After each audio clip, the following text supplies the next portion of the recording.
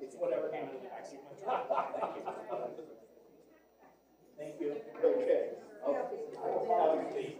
What's that? Okay, I'll just keep you informed.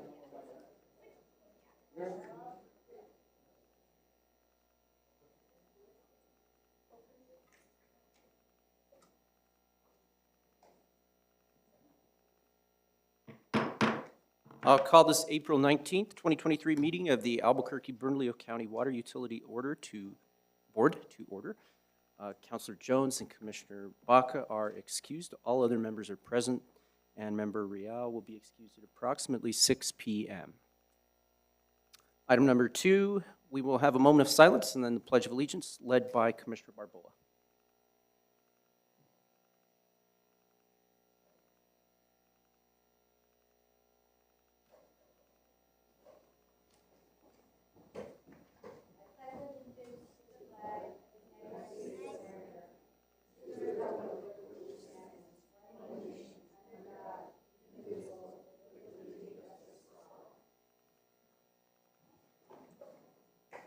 Thank you, Commissioner Barboa. That takes us to item 3, approval of minutes. I make a motion to approve the March 22nd, 2023 minutes. Is there a second?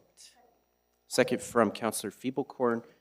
Any discussion on this item? Seeing none. All in favor, please raise your hand and say aye. Aye. Any opposed? Seeing none, the motion carries unanimously.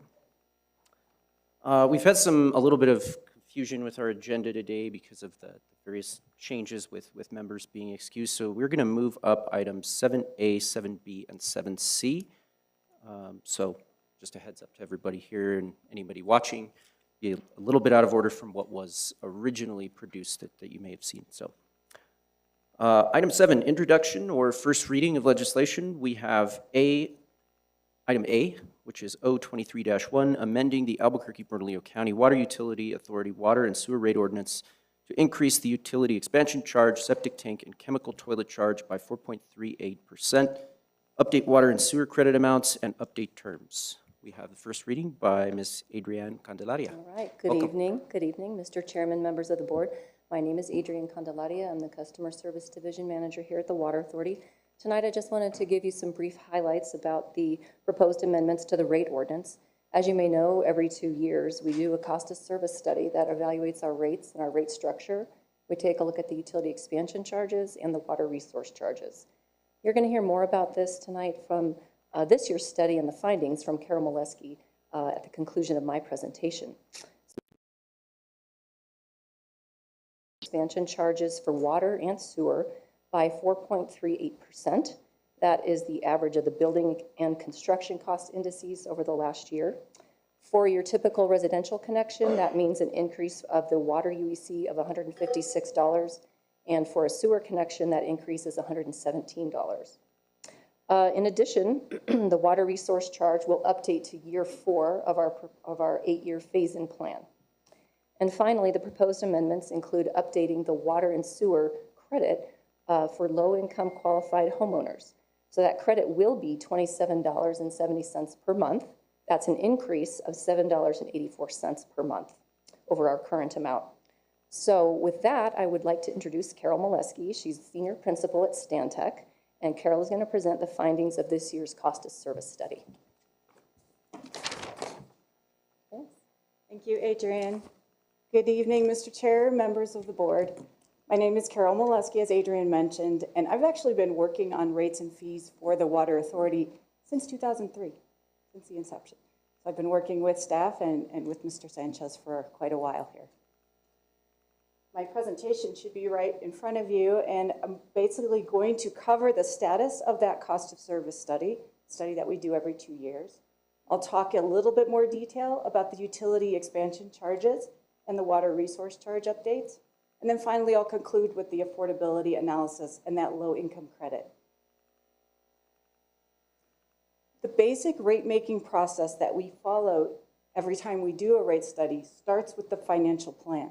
That long-term financial plan is prepared by your staff, and they work on how much revenue needs to be recovered each year from your water and wastewater rates. We take that, what we call the revenue requirement, and we walk it through a cost allocation process.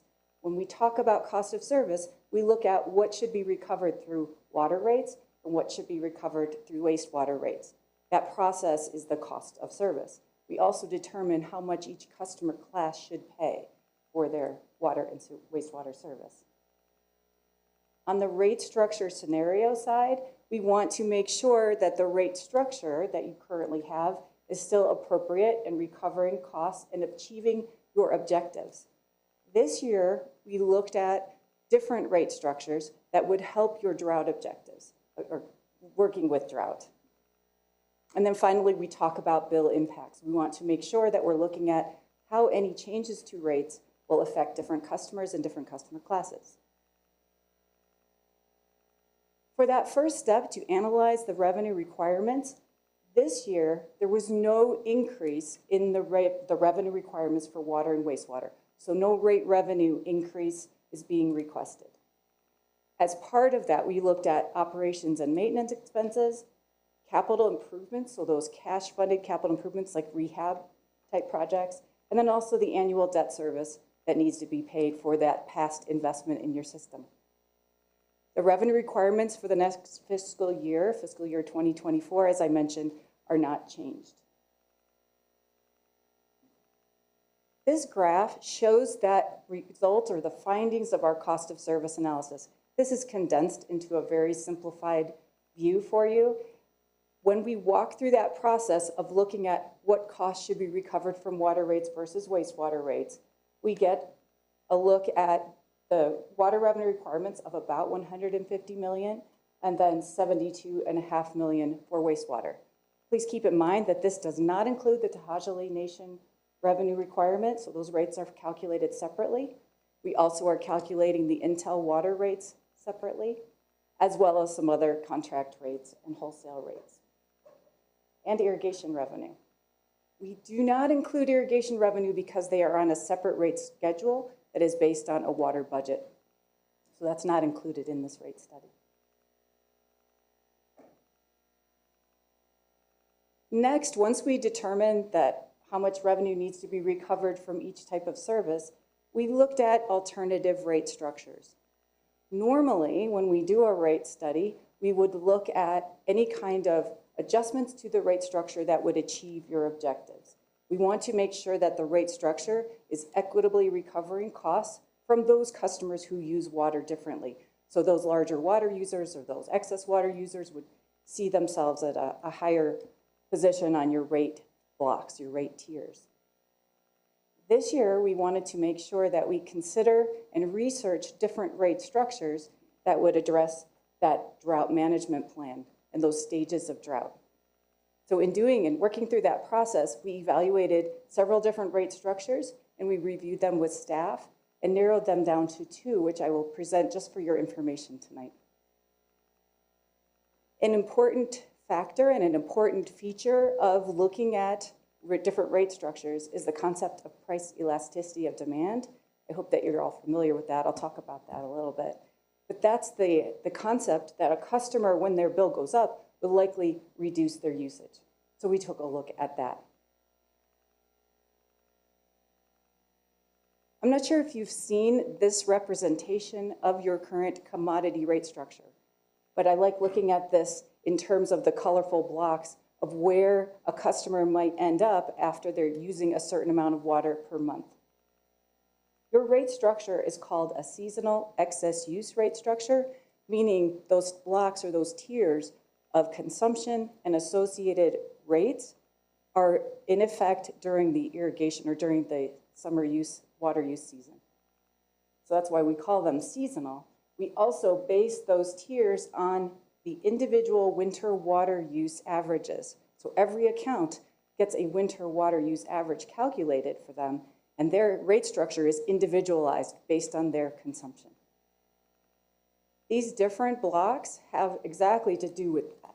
So that first low use discount block in the small blue block is a usage greater than 150% of the class average, greater than a customer's winter water average up to 150% of the class winter average. So it's not a large block, but it does indicate that a customer is using less water and gets a discount for that water usage.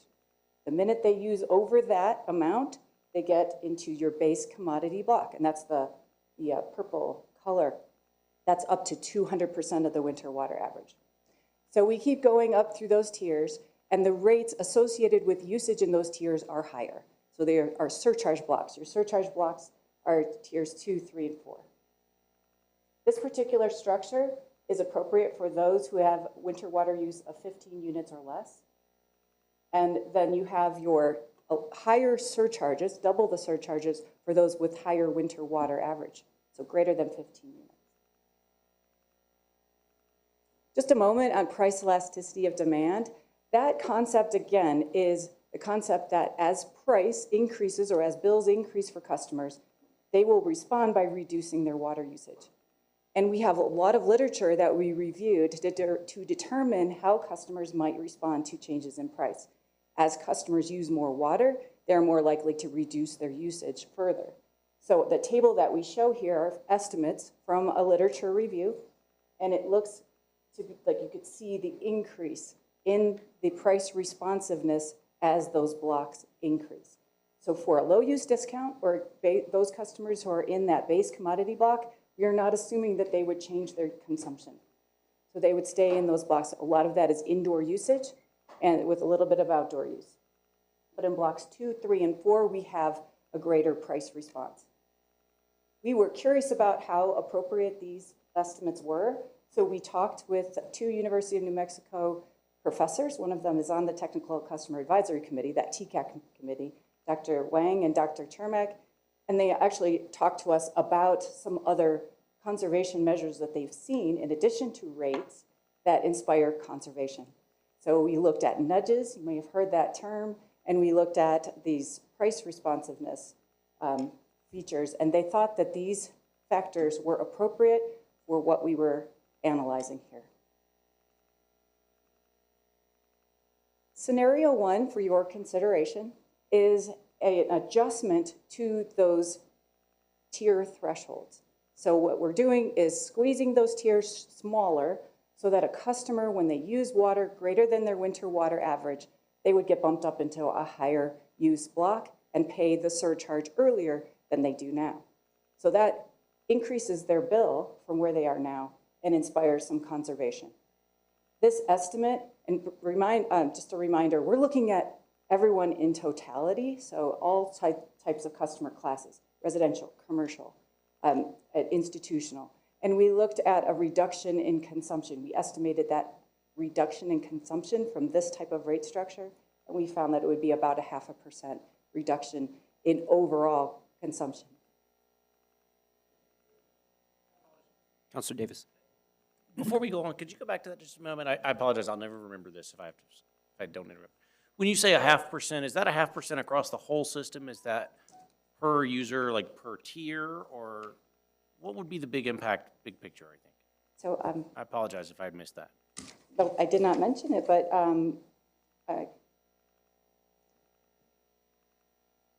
Councilor Davis, thank you. And Mr. Chair, this is across the board. So likely is a reduction of usage in that, most likely in that top tier, but it's for, we did not distinguish whether they're residential or commercial. It's across the board.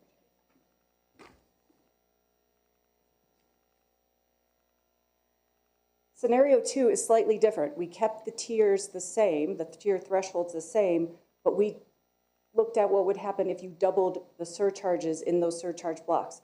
So that would give the customer a bigger price signal, no matter what surcharge block they fell into, and we saw a greater price response. So this one would be approximately a reduction of 1% across the board, and it would also inspire customers to be more efficient, we think, and also in combination with your other conservation measures, that you would be able to get a better price response from your customers. So what we're proposing is that any type of rate structure change would be used in conjunction with your whole toolbox of conservation measures. These 2 rate structures, by the way, would not require a big change in your billing system or a big administration burden. It would be a matter of changing an input in the billing system so that a new bill could be calculated. We did look at estimating what customers would be most impacted by these two types of rate structures. This is just a horizontal bar chart that shows the majority of your customers would not see a large increase in their bill. It might be between 0 and 2%, but there would be some large customer impacts for those who use a large amount of water. I'm going to switch gears and talk about a different type of charge. Utility expansion charges are those one-time charges to new customers, new connections, that are to recover the costs of growth and capacity in your water and wastewater systems. So a new customer has an impact on the capacity in your system, and you're recovering those capacity-related costs. These one-time charges are updated according to your ordinance using the engineering news record, construction cost indices, and building cost indices. These measure changes in prices for all the materials that go into construction as well as labor costs. And we estimated that that change from March of 2022 to March of 2023, so a 12-month period, was 4.38%. And you'll see that we're proposing that from the current fiscal year 2023 fees for water and sewer, we're proposing that increase that Adrian mentioned at the beginning of the presentation. Yes, Mr. Real. I just have one quick question. If I'm building a home on a parcel, do I pay a UEC for hooking up for a single residence versus a developer that might be building a big development? Mr. Chair and Mr. Al, for a new connection on a new parcel, you would pay the same fee as a developer would, but for your single connection. So then residential construction, Mr. Chairman, for an individual building just a single home, if you will, there is a UEC for that hookup fee? Yes, And I'm assuming that's the UEC is calculated based on the proportionate impact of what you just described of the impacts to the system for that individual house versus a bigger development? yes, sir. We've calculated the fee based on one single family type connection for a 3/4 inch water meter size. So all the fees are based on one single family connection. So if it's a big development, it's that one connection times the number of connections. And if there are larger meter sizes, those are scaled appropriately. And Mr. Chairman, one last question, if you don't mind. If there is a policy, whether it's the city or the county, as it relates to affordable housing development, et cetera, do we have any kind of provisions for managing that UEC fee so that we can, create opportunities for affordable housing development in the system? Yeah, Mr. Chairman, Mr. Riley, yes, we do. We defer that charge. I'm sorry, We defer the charge. for the charge. Okay, good to know. All right, thank you. The next type of fee that I'd like to talk about are the water resource charge updates. So the water resource charge is, again, a one-time fee for new development, but this is development outside the established service area. These costs are for the system that is being built with your Water 2120 program, so a lot of reuse projects and renewable water supplies. All funds that are collected from this fee go to that project, and they're dedicated for funding that project. And this fee, we calculated this fee starting a few years ago, and because of the impact of this fee, we looked at phasing that fee in, and we had proposed phasing the fee in over 8 years. Fiscal year 2024 will be the 4th year in that phase-in period. These costs may change if your overall Water 2120 costs change, but the proposal at this point is for that next step in the phase-in. As part of our analysis of the utility expansion charges, we were to look at the ratios of different types of connections. So for example, your multifamily units have, in your ordinance, have a factor applied to how many UECs they pay. So as part of this study, we were to look at those calculations and determine if those ratios should be revised. We are in the process of gathering more data, more information on that. So that whole process needs to be researched further so that we could come back with a recommendation after we get additional data.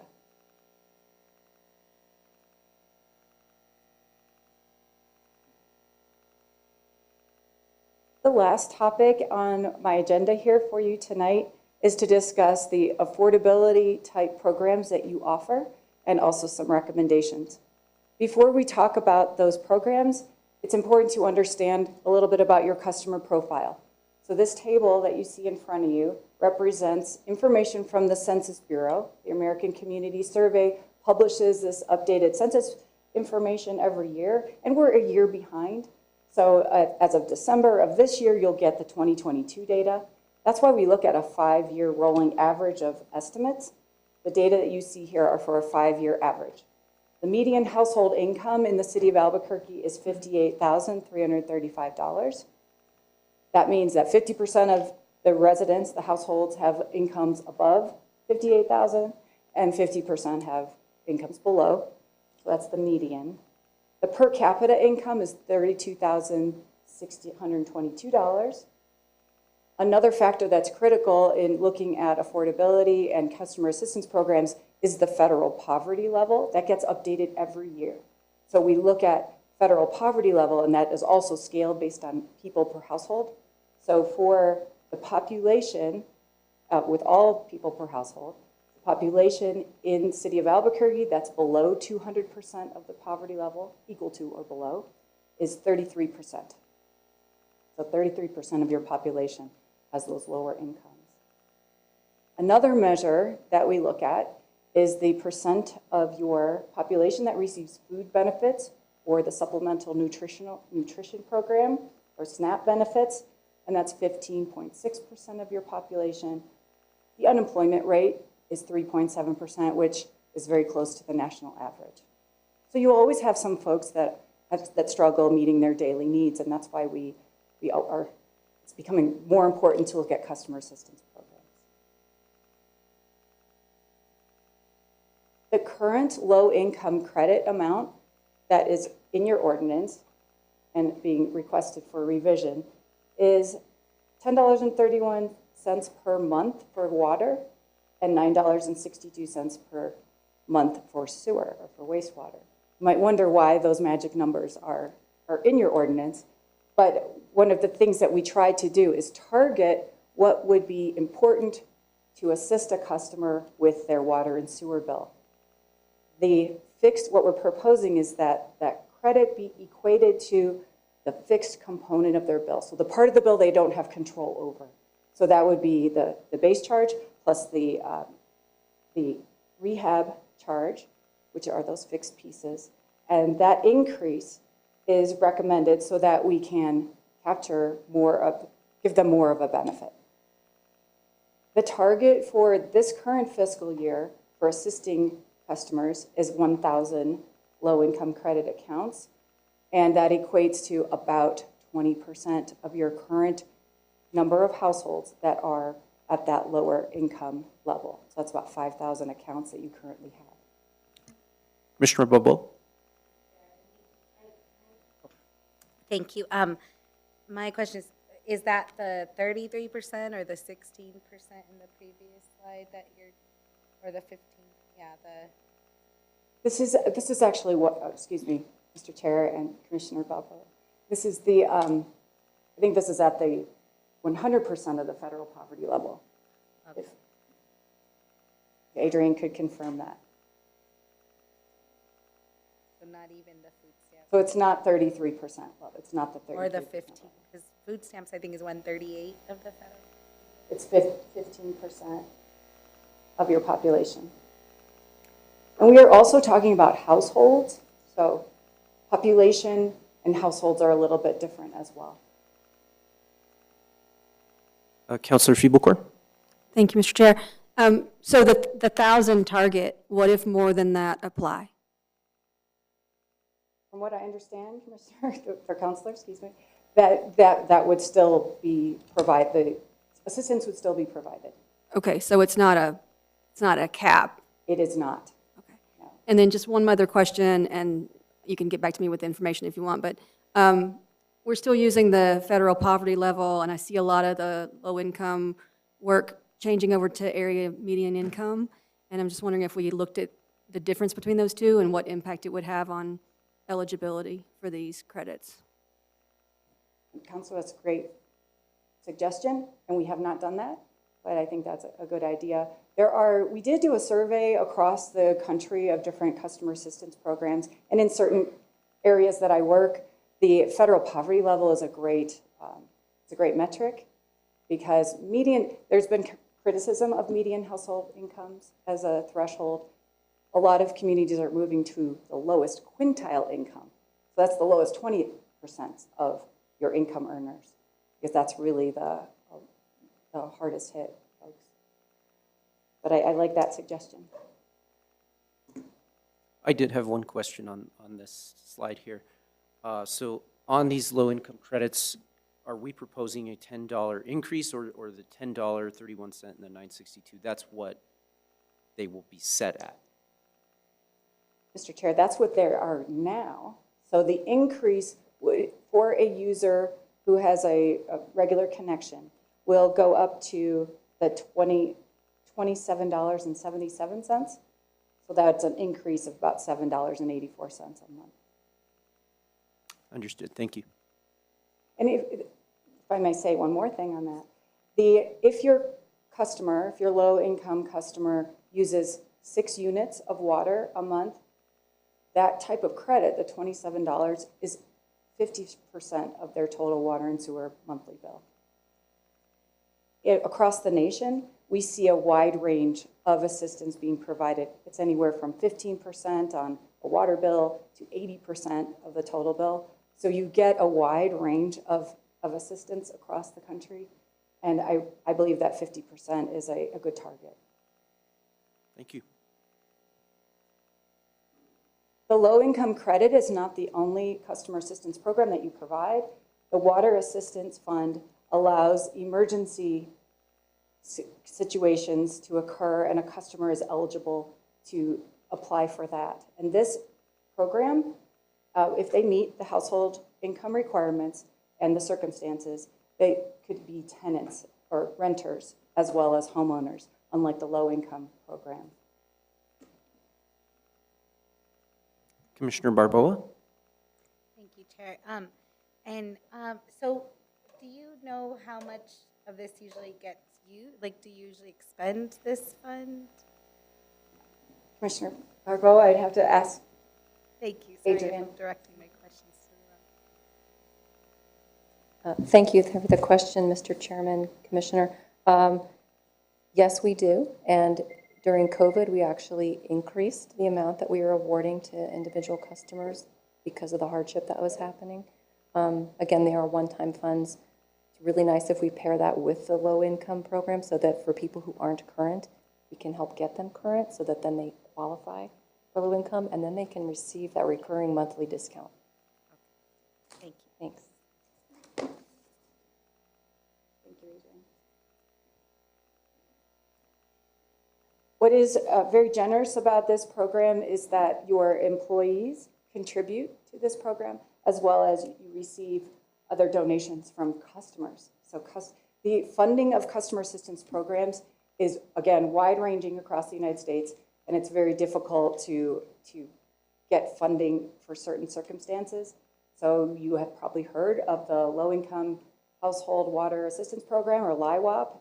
It's a temporary program that's almost it's going to be coming to an end, and that's federal funds for those who are in arrears, so they owe money on their bills, they could get assistance, and that's federal assistance. But there's not yet a permanent program federally funded for, unlike the heating and energy program.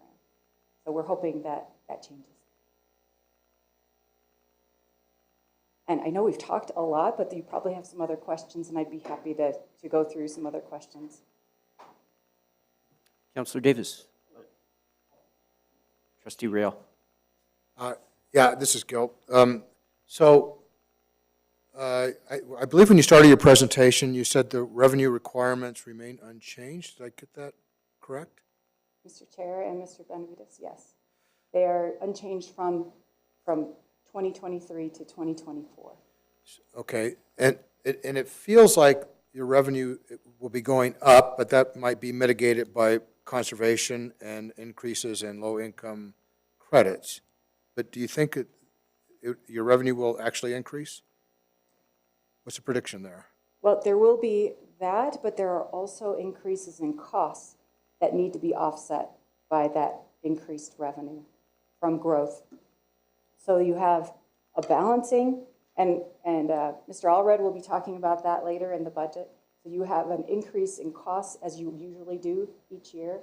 You have the offset for conservation, but then you have the ability to use some fund balances, and the revenues that you collect from your customers. So I would interpret that to mean your revenue requirements are greater if you have increase in cost, but that's not the case. We have something we call total revenue requirements and user charge revenue requirements. So total revenue requirements may go up, but because of offsets to those revenue requirements, other fees such as UECs and water resource charges, as well as use of funds in reserves, that can keep your rate revenue the same. Thank you. Counselor Davis? Thank you so much. I think this is a fantastic approach to this, and, you know, we don't often see government entities of any type sort of figuring out ways to lower our fees for folks. So kudos to the department and the authority for doing this. My question is, says the guy who owns a bunch of newspapers, what is our plan to tell people about this? Obviously, bill inserts is sort of our favorite and our go-to and our probably most reliable, but if this credit is increased, what's our strategy to be sure folks know how to take advantage of that? Because clearly, I mean, our goal of having, 20% of eligible folks or whatever is a good one, given that we're not using it enough, but it'd be great, to Councilor Fubelkorn's point, to go beyond that if we could. How are we going to tell folks about it? Mr. Chair and Councilor, I'd like to ask Adrian to come up, my lifeline. She knows all the customer service should've answers, I just know. Sat closer. Yeah, thanks for that. So it's really important that we communicate with our customers in many of the ways as possible. So one of those will be working with our public information office, including promoting it through websites, social media. Lots of our posts go up, through Facebook and things like that. We will do those bill inserts. Oftentimes they end up in the recycle can. We do get a lot of calls in our call center, about 10,000 a month calls. So that's another way that we communicate directly with our customers one-on-one. Of course, with our partner agencies like the Rio Grande Food Project and the Storehouse, that's a great way for us to outreach and, let folks know, hey, the credit is increasing. Here's how that can impact you and benefit you. So we will work towards communicating in all those ways with our customers. That's great. And, I can't speak for my colleagues in the media world, but I know that, all of us have some obligations for public inserts and PSAs. This all meets that, and I'm sure folks would love to give some attention to that. So let us know how we can be helpful. Great, thank you. Commissioner Barboa? Thank you, Chair. And Adrian, I think this is for you. When I asked about what is the percentage? Yeah, thank you for asking. So the answer is, basically there's a sliding scale, but it's 150% up, above the federal poverty level. But the more household members you have, the greater you can qualify for. Meaning your income can be slide up on that scale. Does that make sense? So through the partners that I mentioned, through the Rio Grande Food Project and the Storehouse, the applications that customers fill out, it's all very clear on that form. And basically they bring their documents and look at the scale and they get qualified right there at the site. And then they relay that information to us and we make the adjustment to their account. Thank you so much for working with those partners. And I guess I'm just curious if like food stamp offices, WIC offices are another place that outreach. So we don't have direct partnerships with those agencies in terms of qualifying customers. It's oftentimes, folks who are in need of assistance work and interact with multiple agencies, including food banks. We do have a list of help agencies that we can send to customers or just talk to them on the phone about when they call in and describe kind of the situation they're in. But currently we don't have direct relationships of like WIC offices and that area. Thank you. Sure. Member Real? So, Mr. Chairman, and maybe Mark might be the best person to answer this. My assumption is that at some point in the process of developing the budget and looking at rate increases going forward. Do we do this on a 5-year basis and look at what might be those increases going forward, or do we do by year and then bite the bullet when we have to? Mr. Chairman, Mr. Rael, when Stan presents the budget, he'll present a 10-year financial plan.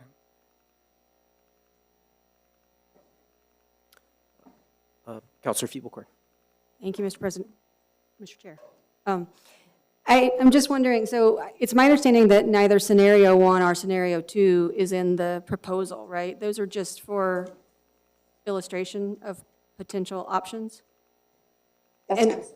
and so in scenario 2, did you do any additional modeling to see if you really increased that last block and kept those savings in the low use and the block 1, what impact that had on estimated conservation?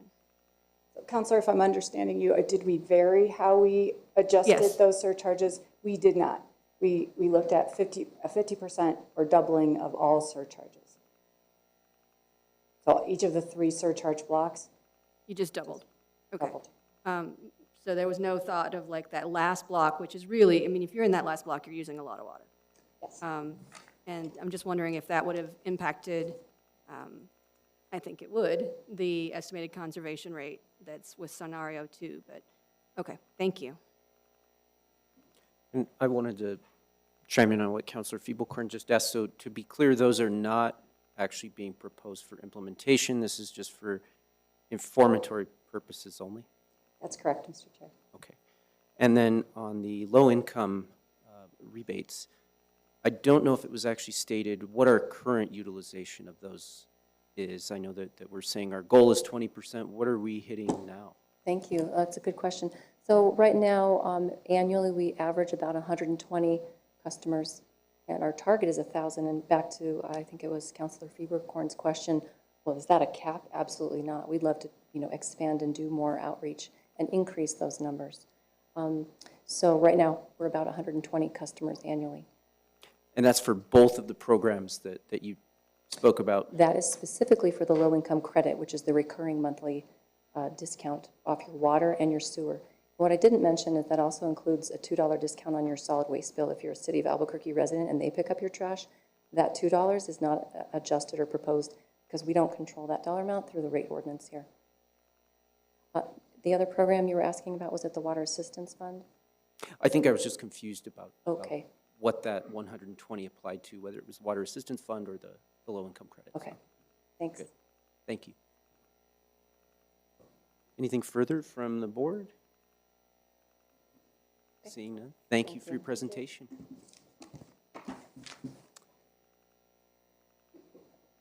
And then we've got one presentation here for items B, which is R23-10 and R23-11. This is going to be appropriating funds for operating Albuquerque-Bernalillo County Water Utility Authority for the fiscal year beginning June 1st, AKA the budget, and then also appropriating funds for the capital implementation program for the Water Utility Authority, the capital program. Mr. Alred. Mr. Chairman, members of the board, I'm Stan Allred. I'm acting in the capacity of the Chief Financial Officer. This is going to be split into two. Marta Ortiz, who's our Asset Management Manager, will do the second half of the presentation, which will be based on the decade plan on the CIP. The first half will be on proposed operating budget. Assumptions made in the FY24 budget. There will be no rate revenue adjustment, so no rate increase. Revenues will remain as they are. I'll just say this because I heard the question earlier. There's different things that drive revenue. One of the things that's going to drive revenue next year is the addition of Intel. Intel is going to generate some revenue. So even though we've had conservation that's driven rate revenue down a smidge, it is now going to be offset by, and we took into account, the revenue increase for Intel, therefore mitigating the need for a rate increase this fiscal year. We assume nominal growth in the service area. We projected a consumption level of 127 gallons daily per capita, which was calendar year 2022. There's an addition of 6 FTEs in this year's budget. We will begin the $1.4 million transfer to Water 2120. That will go on for a couple fiscal years. In the finance plan, that will increase in about 3 or 4 years, and we'll go over that just a little bit. There's a 2.5% increase in health insurance premiums for our employees in this year's budget, a 0.5% increase in our para pension contribution, and a 2% wage increases across the board for our employees. There's also increased operating costs for fuel costs, power costs, chemical costs. Supply chain issues have caused those costs to increase dramatically, and inflation. And we maintain a 1/12 fund balance as mandated by the rate ordinance. Next slide, rate ordinance highlights. Real quickly, we discussed this earlier. We're going to adjust the utility expansion charges by the ENR index, going into year 4 of the 8-year phase-in for the water resource charge, and we propose an increase of the low-income credit for our customers. All these amounts are appropriated and budgeted in the budget. Next slide is real quick about our affordability. This is how we compare to other utilities in the region, from Rio Rancho to Colorado Springs, Tucson, Phoenix, El Paso, Texas. We still have some of the lowest rates in the Southwest.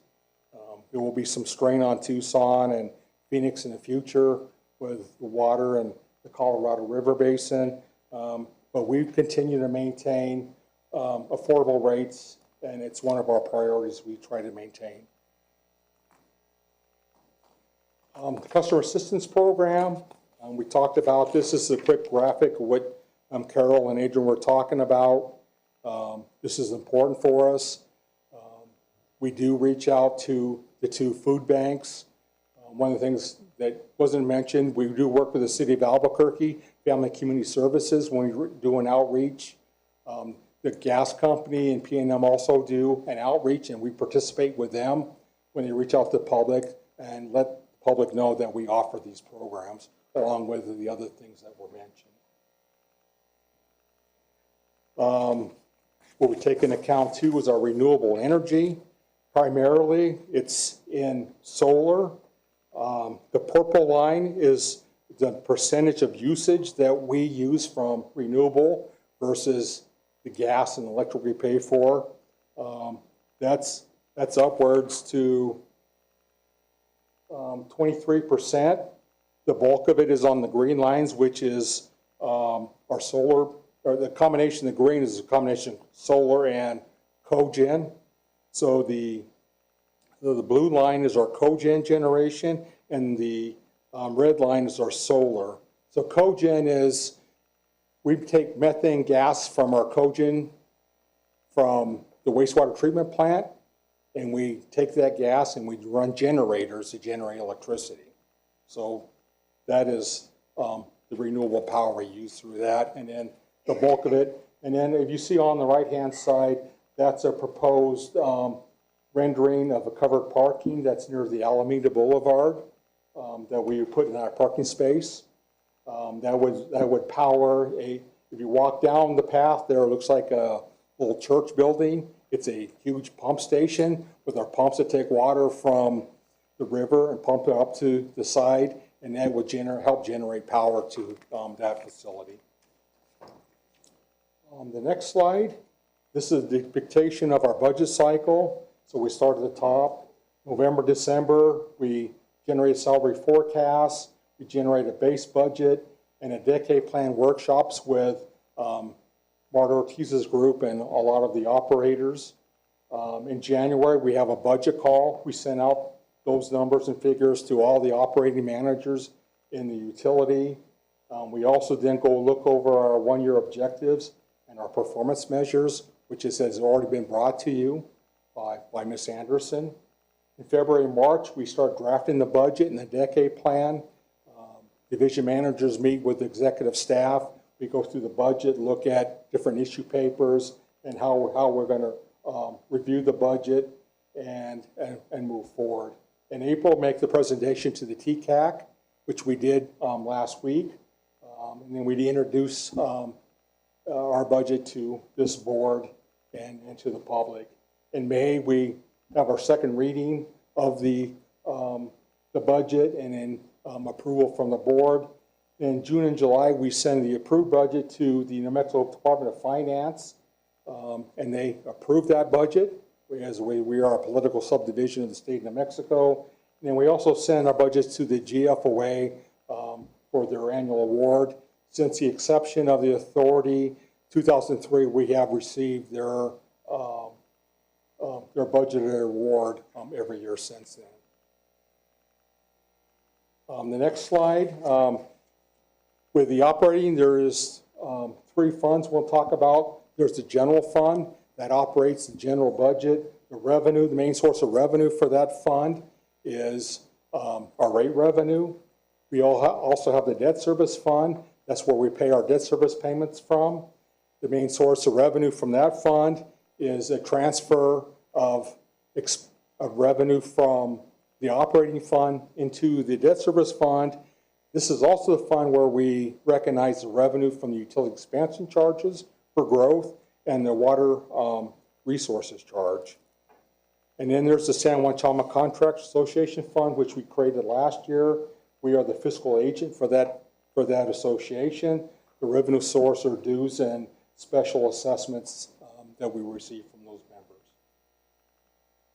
members. The accomplishments for FY23, our water distribution field group, we installed in-house, not through any contractor, 17,000 new AMI meters.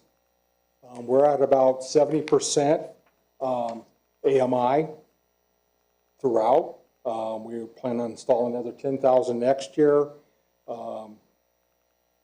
We have done some street block length water line replacements ourselves without hiring an outside contractor like TLC. So our crews are doing that work themselves. We've been doing a lot of work on pressure reducing valves and actuator replacements and pouring and casting concrete meter vaults. So we've been changing out those. Human resources and risk. We hired a consultant to perform job functions, analyze and mitigate workplace injuries, which we'll talk about a little bit, and we'll have a little graphic. 91 employees were promoted through our certification program. So they go through the different levels. We have utility tech. We have levels in customer services they work through. The treatment plant operators at the wastewater treatment plant. Things as such that we've had guys work through that, and they get actually pay increases by going to the next level. The water quality lab and utility development divisions, we develop performance metrics to monitor quality and productivity. Water resources, we updated the drought management plan, which was discussed with this board, updated irrigation efficiency guide, and customer conversation topics as drought planning will happen, have happened as well. Other accomplishments, the South Side Water Reclamation Plant achieved 34% energy use from renewable power sources. We talked a little about that earlier. The water treatment plant developed measures to obtain more product water from the same diversion value. So they've dialed in and kind of refined, taking the same amount of water we take from the river, but producing much more water than we did in the past.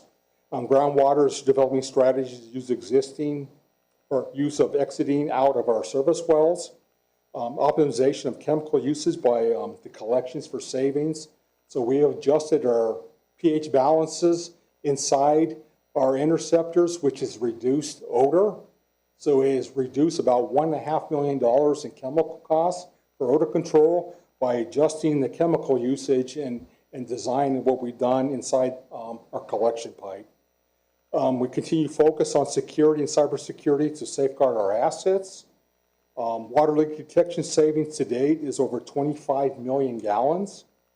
Our consumption levels is 127 gallons daily per capita.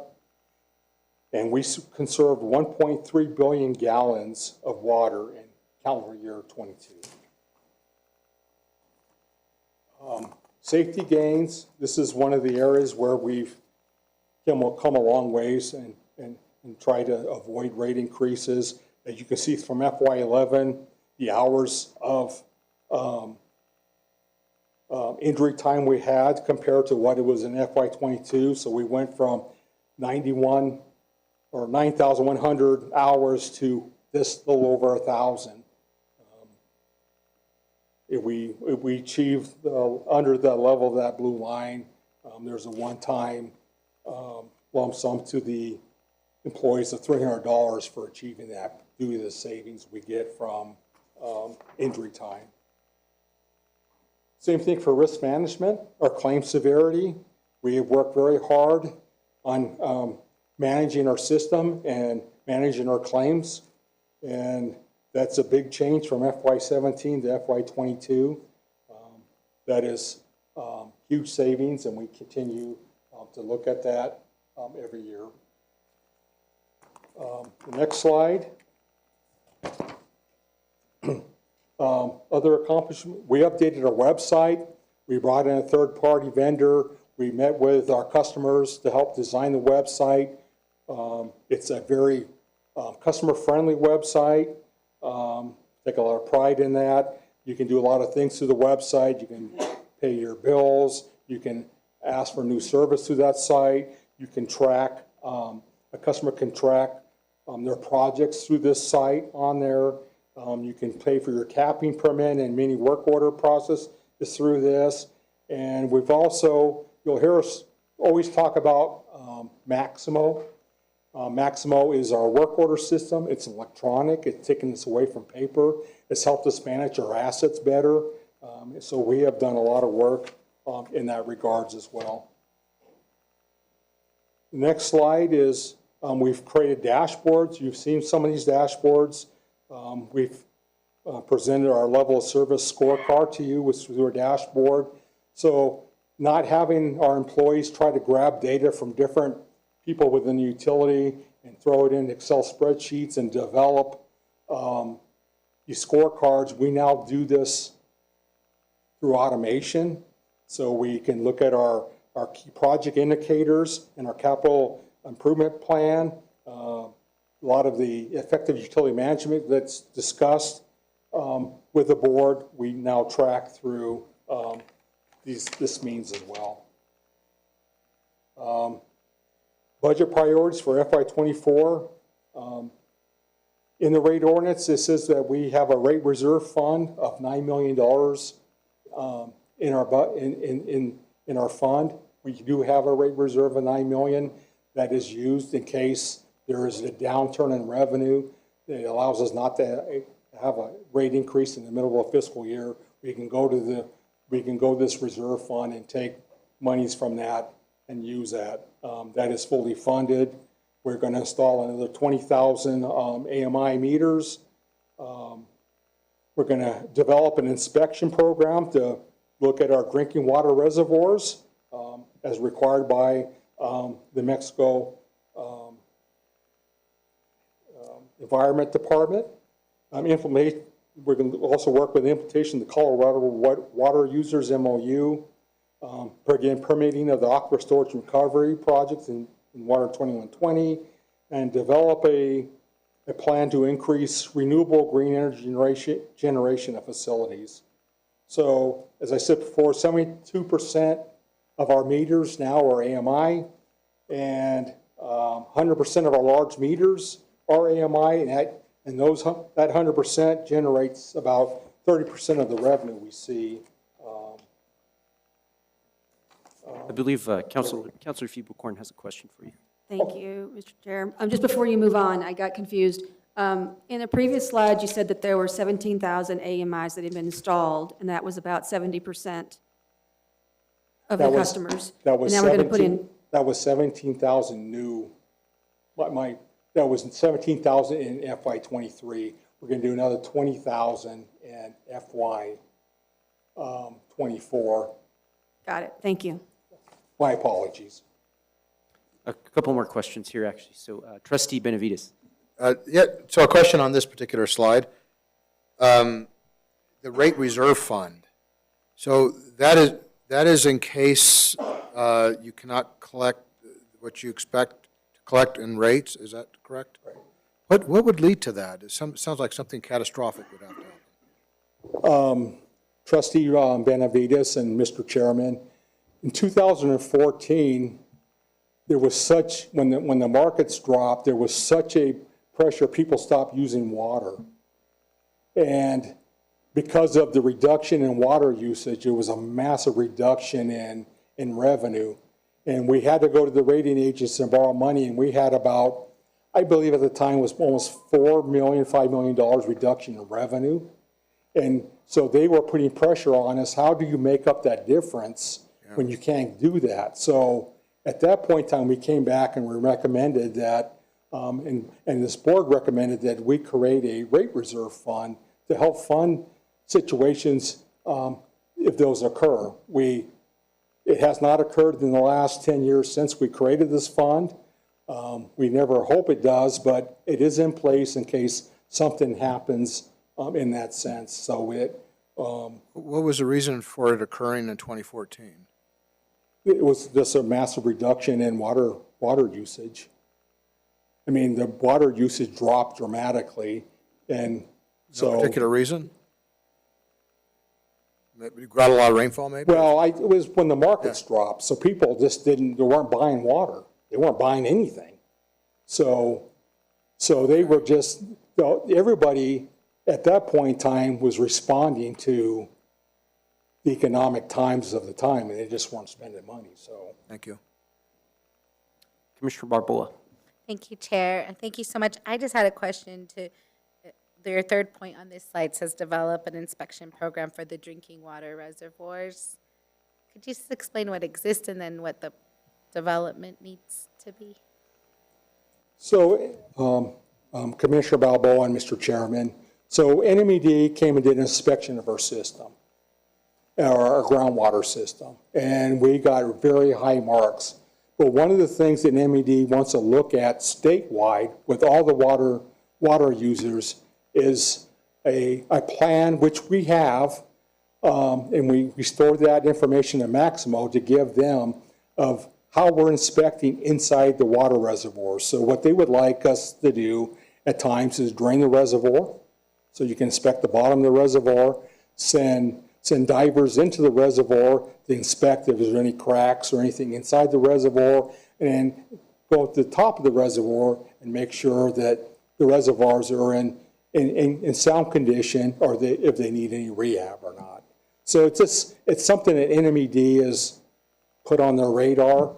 They came and saw this, they told us that, so instead of just waiting for them to slap us on the hand, we're trying to get a little ahead of the curve, but we've always been doing that. We just going to make that more of a priority in the future. I had one question on this slide as well. So can you go into any more detail about the last point here, develop a plan to increase renewable energy and green energy generation? Mr. Chairman, we're always looking at ways to increase that. We've put solar panels. Originally was on the east side of our surface water plant. We put solar panels up at our water reclamation plant. When we built our mission facility, we decided we'd put up more solar panels and cover the employee parking lot and the utilities fleets parking lot. We've put solar panels on top of some of our reservoirs. We continue to look at things we could do at reclamation, such as cogen.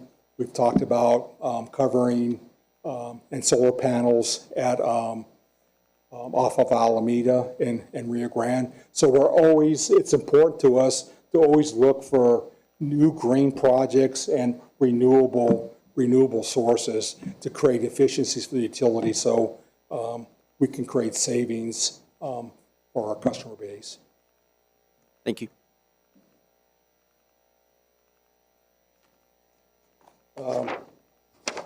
Next slide. There's a revised lead and copper rule development. And so we developed a plan with public input and outreach and developed tools for monitoring data requirements. So it's lead and copper pipe on our side and lead and copper pipe on the customer side of the meter. So we're going to work with the public and develop an approach to this. We've implemented and we've started a mentorship program where we create a program where some of our division managers, selected people will mentor other employees in the utility. And we've also created an innovation program where staff can come forward with innovative ideas and that get vetted and then maybe develop or implement some of those innovation ideas. We're going to conduct customer conversation sessions again this year, and we continue to focus on the physical and cybersecurity and safeguard our assets.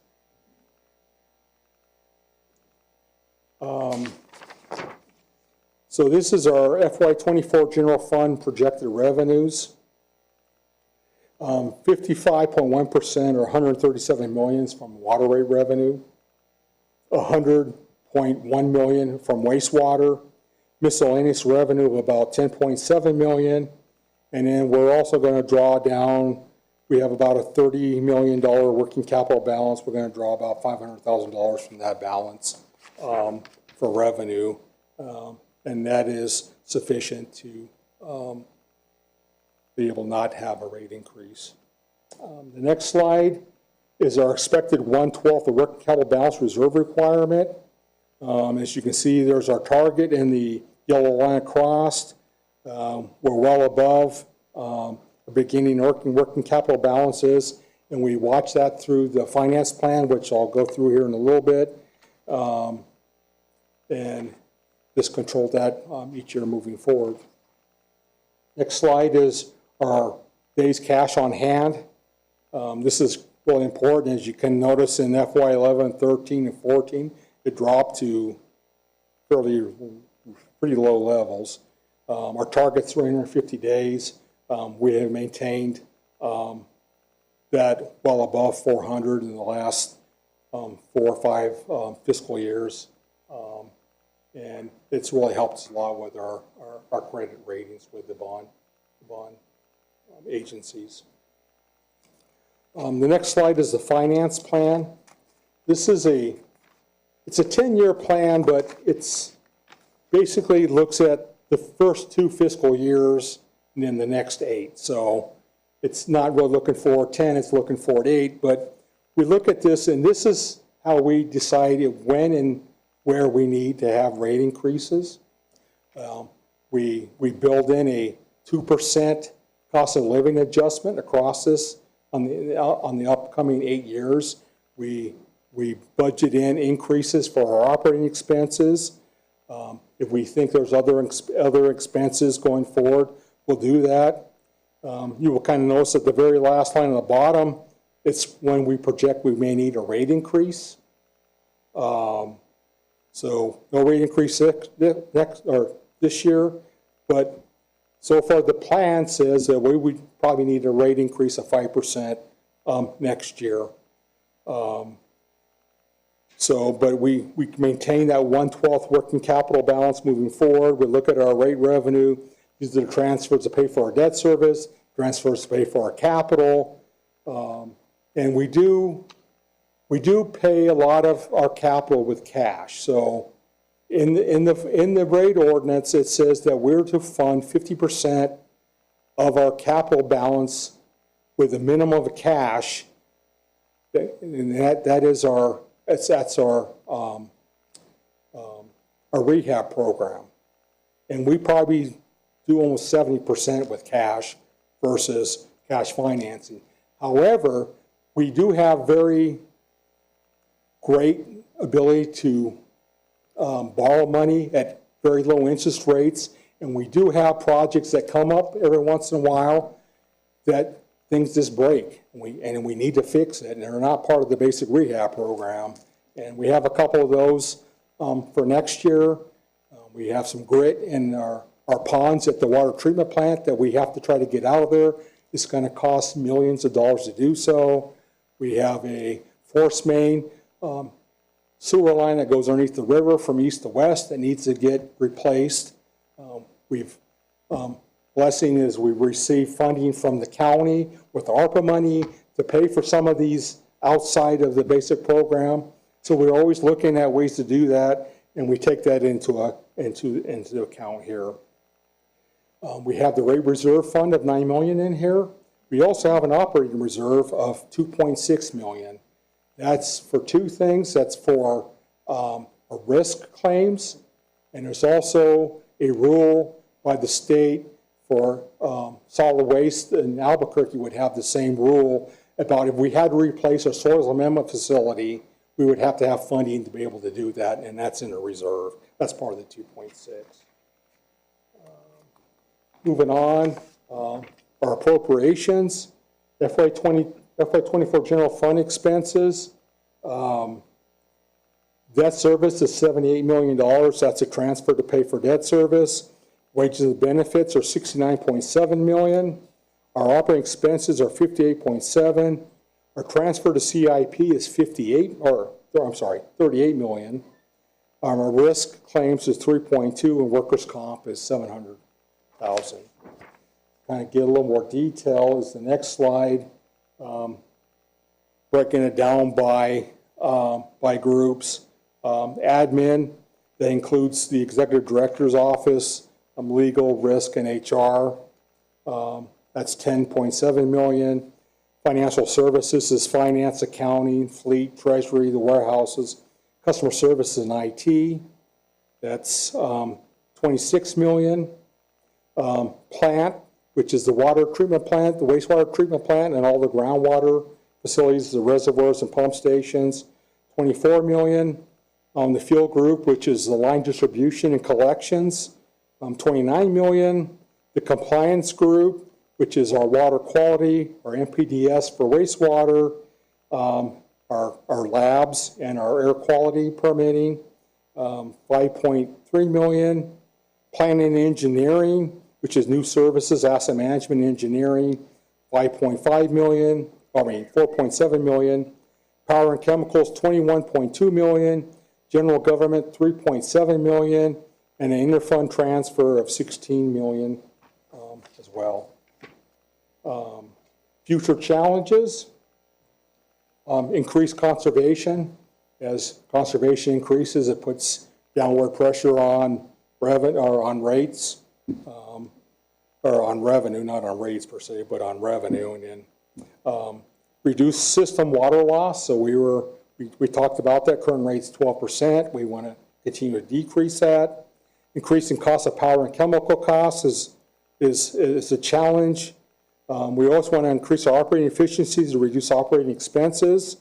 Improvements to the surface water treatment plant. It is the new facility, but it's now 15 years old, so it's not that new anymore, but it is our pride and joy, and as everything else is here, but we want to continue to maintain that. And then we want to finance the asset management plan and continue to invest in our infrastructure. And one of the things, just to kind of make a quick note, is we talked about pressure on our debt service, but what we do compared to most utilities and how we invest in our infrastructure is far above and beyond most utilities in this country. And it's important that we do that, and therefore it has other effects, but I just wanted to mention that. And at that point, I'll turn this over to Ms. Ortiz, and I can stand for any questions now, or I can wait till after her presentation. Seeing none, I think we can continue.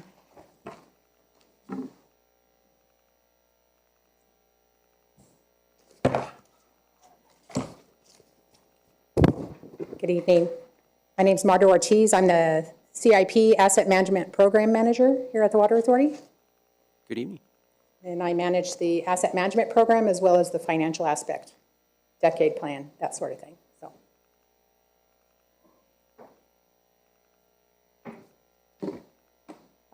The first slide shows the 3 capital projects funds that we have here at the Water Authority. We have a rehab projects program, we have a growth fund projects, and Water 2120 specifically for that. The rehab projects accounts for acquisition, construction, improvements to major facilities and projects for utility improvements. The revenue sources for each of these are operating transfers from the general fund, as Stan alluded to, loan and bond proceeds. We try to find grants, any type of opportunities for grants, as well as the UEC and water resource charges. The next slide illustrates the comprehensive asset management plan that we're drafting as we speak. Initially, the plan was done in 2011. As you well can know, that it needed to be updated, so we're in the process of updating the plan and hopefully having it done by the end of this fiscal year, and we renamed it to CAMP rather than UWAMP, all these acronyms here. What we're trying to develop is a streamlined process for the asset management program. We standardize the likelihood and consequence of failure scores across all types of assets. We're grouping the level of service and the key performance indicators to help Water Authority goals. We're going to set up the process where we can do this in Maximo. You heard Stan talk about Maximo software. We're trying to do the condition assessments within our own program rather than hiring a consultant to do it for us.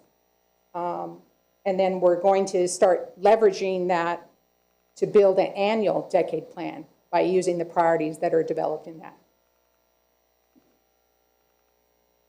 The next slide shows what we're doing in Maximo. The asset management program was established in 2019, specifically under my group. Various employees were gathered together, and now we're implementing the asset management program more effectively by this group specifically focusing on asset management and utilizing the tools that we have in place, Maximo being one of those. So we're trying to improve our asset inventory in the Maximo software. Rather than having it in a document, we have it in a system that can be used. We defined the asset onboarding and decommissioning process. We're developing business processes to maintain the current risk scores and condition rankings inside the Maximo software. Based off of the CAMP, we're developing a risk score range between 1 and 25 amongst all of our asset types. We formalized processes and practices to calculate life cycle cost of assets. So now we're capturing data in Maximo for labor cost, labor costs, parts, services, and equipment. So now we know truly what it costs to maintain those assets. And then also we're integrating our data platforms that we were separated. Now they're all integrated. We're integrating our SCADA systems so we can do preventative maintenance based off of runtime hours, that sort of thing. Our finance platform is being integrated as well with Maximo. And our GIS platform is integrated as well. The advantages of hosting all this data in Maximo: one, we have the ability to, at a glance, look at the high-risk assets that need to be addressed. We can do maps now, better maps in Maximo. We can generate heat maps from GIS. We have the ability to plan for future rehabilitations based off of those risk scores that we've identified. We can compare those risk scores and asset classes and then make sound investment decisions based off of what those scores are. And then we're also developing better corrective and preventative maintenance programs. The next slide shows the PM, we call it PM optimization, preventative maintenance on our assets.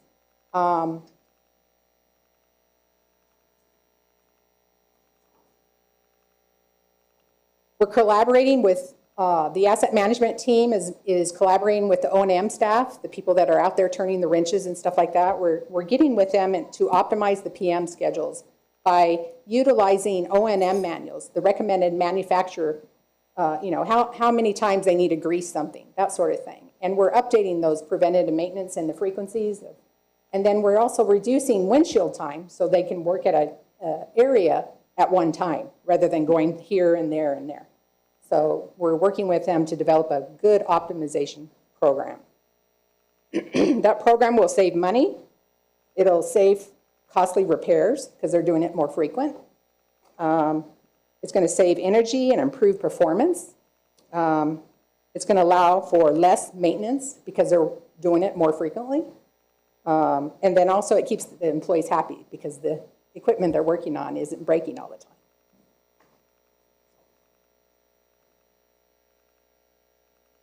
The next slide is the decade plan. The Water Authority develops a 10-year plan.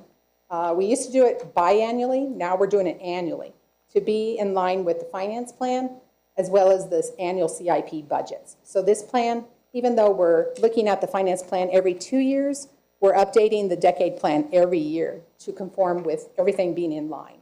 And as you know, everything changes. When an asset breaks, the plan breaks. So we're trying to keep them in line with what's going on in the world. This is a tool that identifies projects. And it also has categories. Within the categories, it's the basic rehab program. I know you've been hearing this 4 times already, but the basic rehab program, we have growth projects, we have special projects, and then we have Water 2120 projects. So we keep the decade plan in line with our budgets along with the finance plan.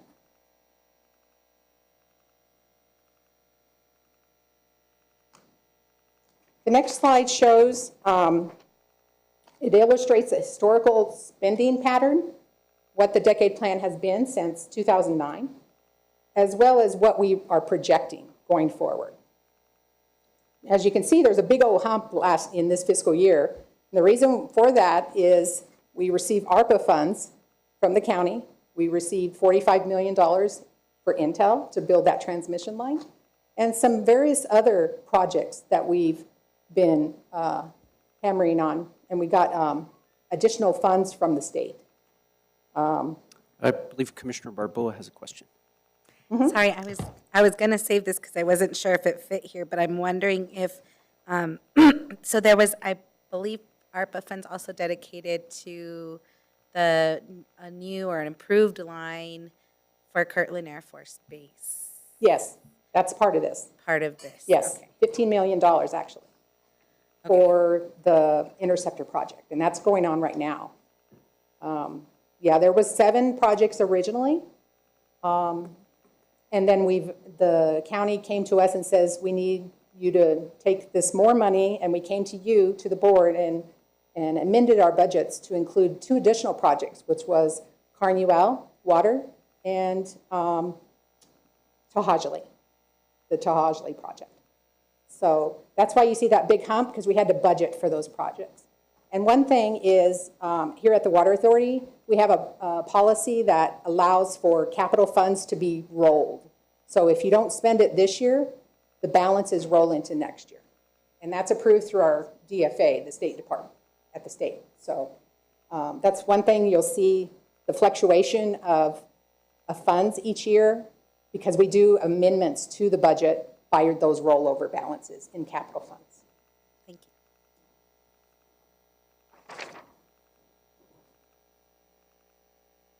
Some of our accomplishments, these are some of the CIP projects that have been going on, and you can see those out in we're trying to finalize the camp, as I illustrated in the previous slide.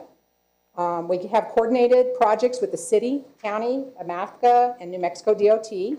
We have continued projects when they go into the road, we try to dive right in there to adjust our infrastructure. We've had several interceptor rehab projects going on, Fortuna and Avalon, Old Coors at Gonzales to Sage, and we had emergency repair at 64th and Hanover. We have continued progress on the Tahajli project. I think they're going to break ground at the end of this fiscal year, beginning of the next fiscal year. So that's coming up. We completed the construction of the raw water transmission line for Intel, and they funded that. The San Juan Chama treatment plant, we installed a raw water intake mechanical rake there at the plant. And at the reclamation plant, the Southside Water Reclamation Plant, we are installing a new prefab lab building where they can process everything at the lab, at the site, rather than shipping it off. We're putting covers on the primary clarifiers for odor control. We're installing a new SCADA tower, and we're completing the gas holder tank rehab. The next slide shows the illustration of what we've applied for capital outlay through the state of New Mexico legislative session this year. I believe we had a question from trustee Benavides. Yes, sir. Yes, on the previous slide, Yes, sir. the accomplishments. So, yeah, I was interested to know about the Intel accepting raw water. So are we calling raw water, what are we calling that? What's the source of that? Is it river water or? It's reuse, so it's treated water. I'm sorry, Stan, you have to help me with that one. Trustee Benavides and Mr. Chairman, we have a well on the west side that is arsenic. We don't have arsenic treatment on that site. That's the type of water that Intel would like to use for their processes. So to run the well, it allows us to run that well, not treated for arsenic, and run it to them, and we sell it to them as reuse water. So it's non-potable, is that right? Not, yes. Well, it's not potable because the arsenic levels are too high. Yeah, and don't we also call river water raw water? Yeah, it's not, the analogy should have been, it's arsenic water. Okay. That's where my mind went. From one of our wells on the west side. Okay. Thank you. Thanks, Dan. I have a follow-up on that, actually. So if Yes, it's arsenic-laden water, and they're using it, how do they return that to us? Or what happens to that? And is it clean when they return it? Mr. Chairman, they return that as regular sewer flow. So it will come back.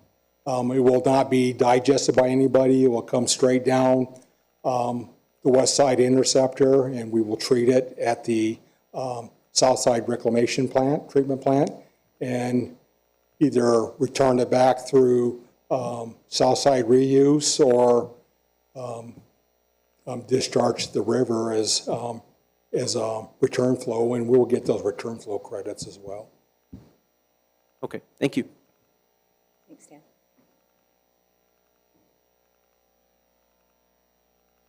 All right, the next slide shows the successes we've had at the state legislative session this year. We requested about $19 million, and we got about $6.795 million, which is a success. I think that's compared to last year.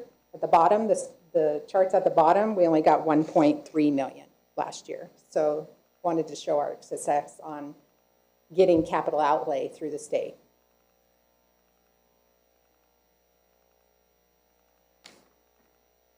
The next slide shows the FY24 budget, CIP budget priorities.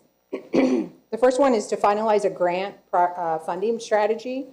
Last fiscal year, we hired a grant administrator, and we're trying to develop more strategies to get grant funding through the federal government, state government, and other resources. So we're trying to finalize a strategy for our CIP program to try to find outside resource funding. We're going to implement, STAD showed the graphs and charts of the camp and the EUM matrix, the effective utility management and key performance indicators. We're going to dive right into that and make it bigger, better, so we can see data, outcome data from our data resources. And we're utilizing Microsoft Power BI to do that, to grab the data from the data warehouse. And then so we can see the outcomes of our data and make sound decisions from that data. We're going to finalize the inventories for our asset registry and putting all that data in Maximo so we can see all our assets in Maximo from the comprehensive asset management plan. Right now it's in a book, we're putting it in the software. We're updating our business processes to improve life cycle costs of those assets. So we're going to add depreciation schedules to see truly what that asset is worth.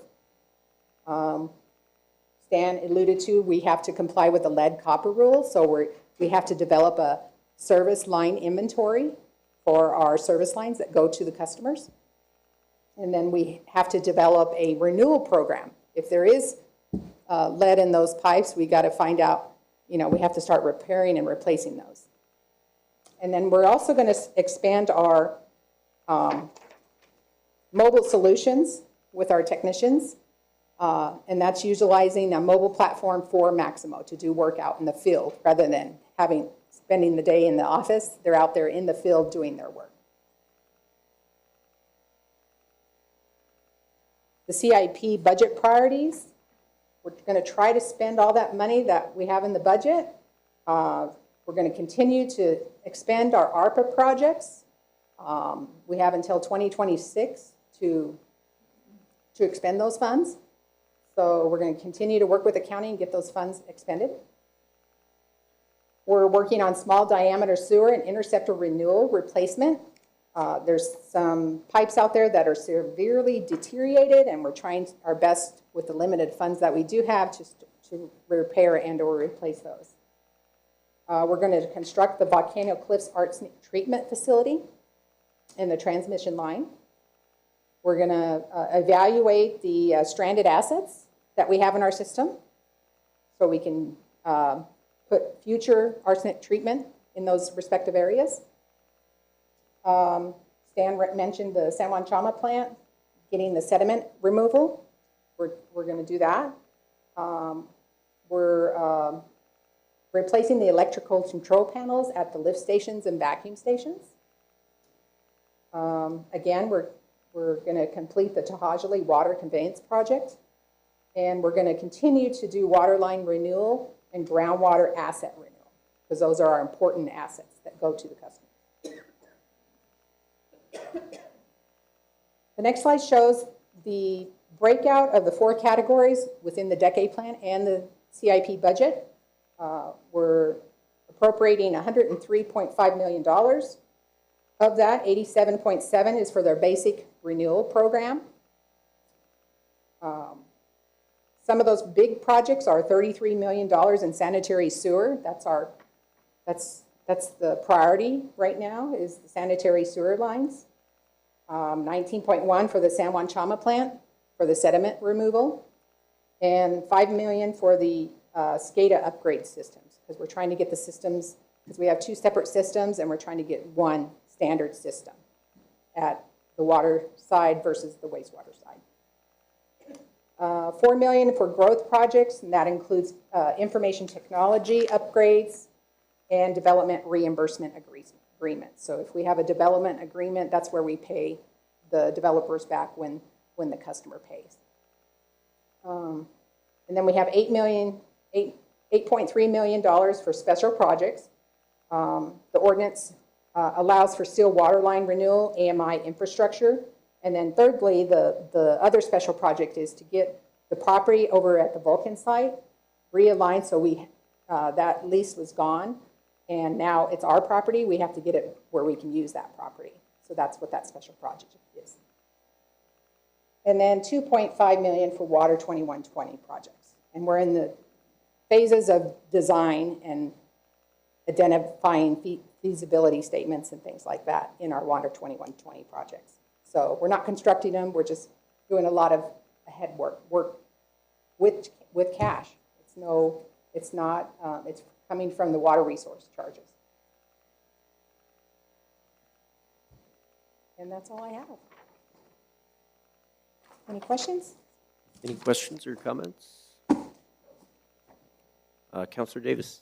I want a really quick one, and it's more to follow Mr. Allard's presentation, but Stan, you mentioned that the proposal this year for the budget is 2% across the board raise for employees. What did the Water Authority give last year? I apologize, I wasn't here. Counselor Davis, Mr. Chairman, we did 5% last year. Okay. I think that's excellent, and I think this is And another it one was of, also a lump sum okay. payment Yeah, as well. and this is going to be one of those years, I think, where we know the state gave a big raise this year, and I know the city and the county are going through our budget processes, and we always try to align those as best we can. So, for our members here, I know that the city council feels pretty strongly that we want to do something fairly significant this year to keep up with the cost of living, and I know the county's got some options on the table to do increases as well. So hopefully we can align those across the board.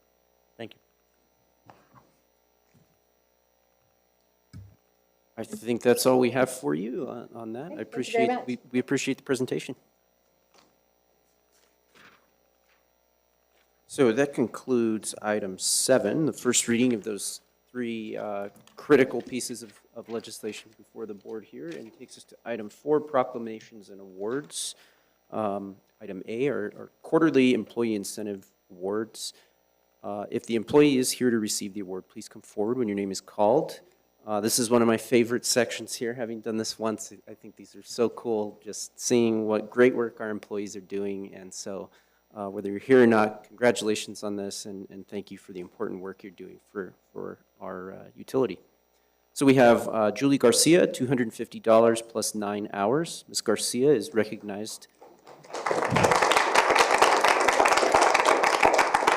for her leadership role in developing total compensation statements for all employees. Thank you. We have Jorge Trujillo, Vincent Herrera, and Isidro Padilla, $150 each.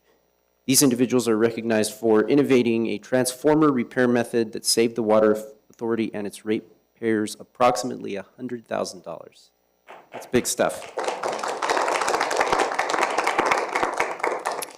Christopher Gustafson, $400 plus 8 hours. Mr. Gustafson is recognized for his heroic actions in administering CPR to a fellow employee in medical distress, likely saving the individual's life.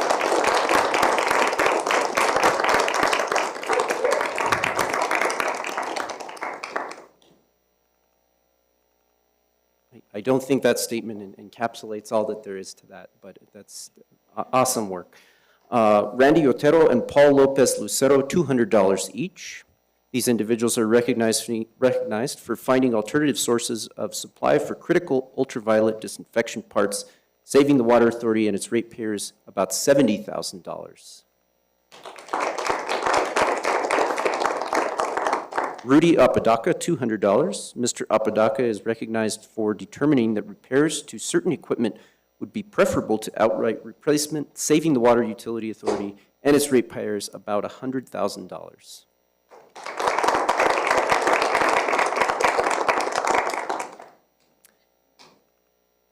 Andrew Montoya, $100.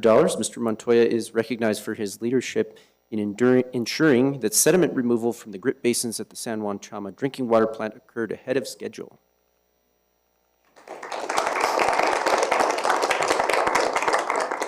Francis Lujan, $150. Mr. Lujan is recognized for identifying a grinder rental company for the use of which saved the Water Utility Authority and its ratepayers about $15,000. Alan Maestas, $200 plus 8 hours. Mr. Maestas is recognized for rescuing a citizen who had accidentally locked himself inside of his truck bed while attempting to repair his bed cover.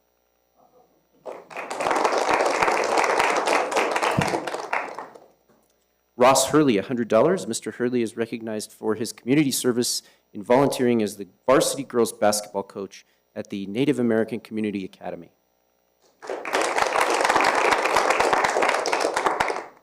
Amos Arbor, $100. Mr. Arbor, the Water Authority's Zero-Scape Rebate Inspector, is recognized for going above and beyond in providing advice and counsel to the Landscaping and Trails Committee of the Del Webb Merrihaven community.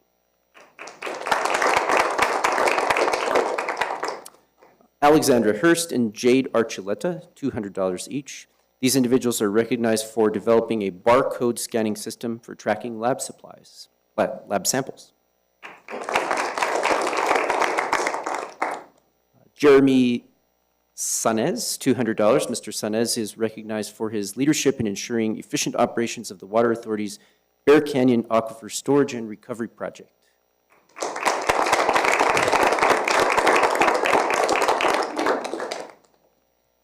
Travis Peacock, $200 plus 8 hours. Mr. Peacock is recognized for his critical contributions to the Water Authority's pre-treatment program.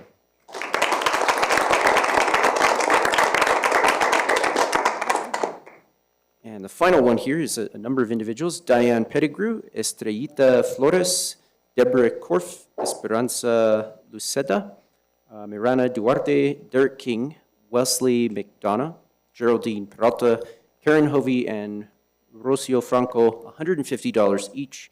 These individuals are recognized for keeping the dispatch communication center running efficiently during a period of short staffing.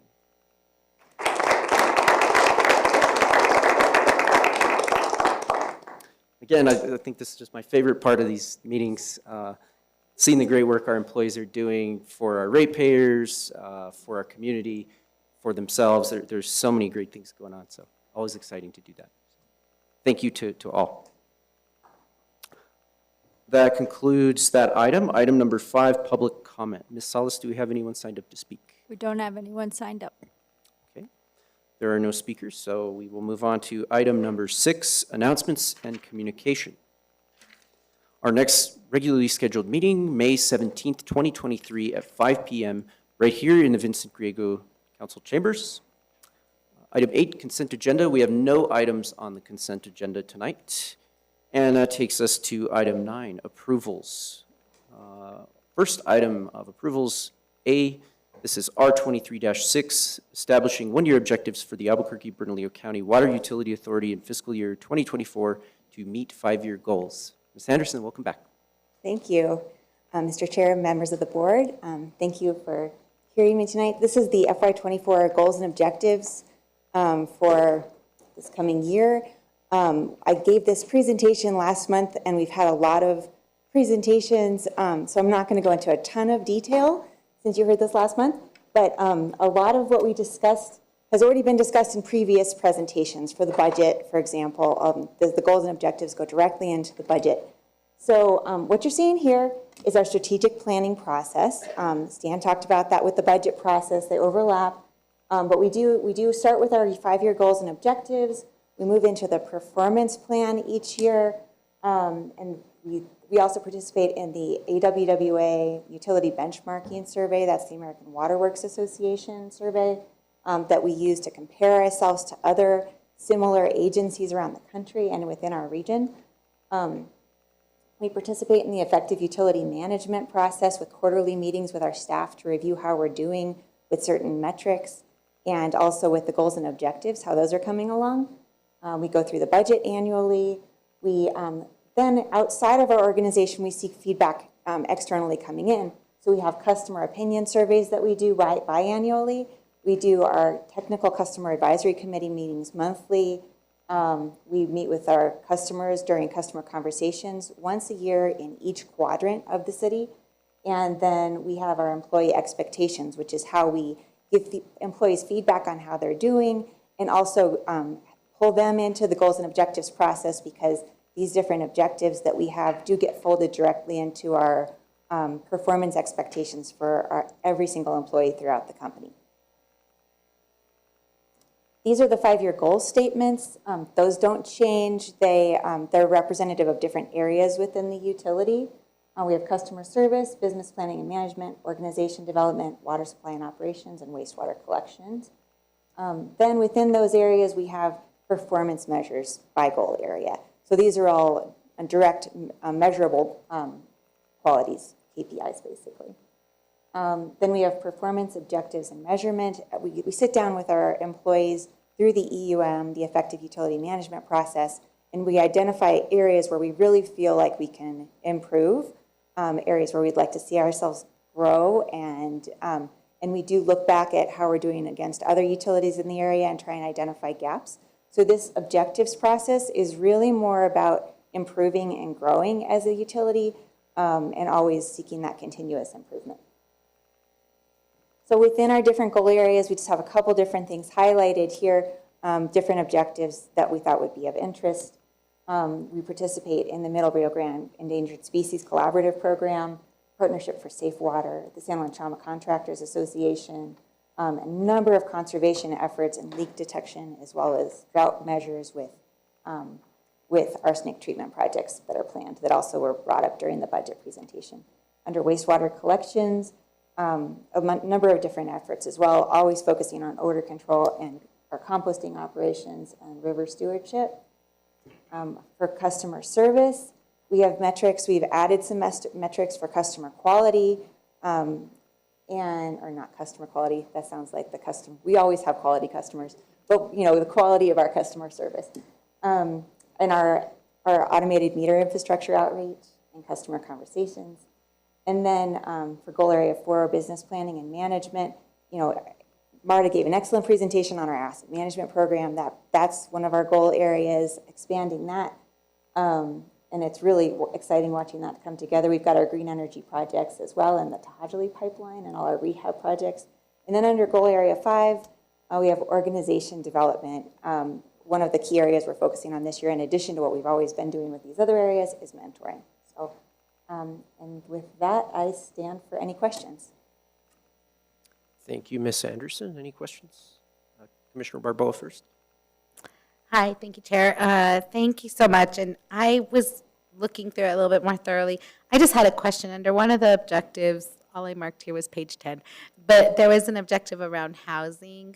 And then I think I saw something about the affordable housing. Can you just explain how that objective We're plays out? doing more outreach surrounding conservation, that we can assist, low-income housing customers in finding ways that they can improve conservation within their premises.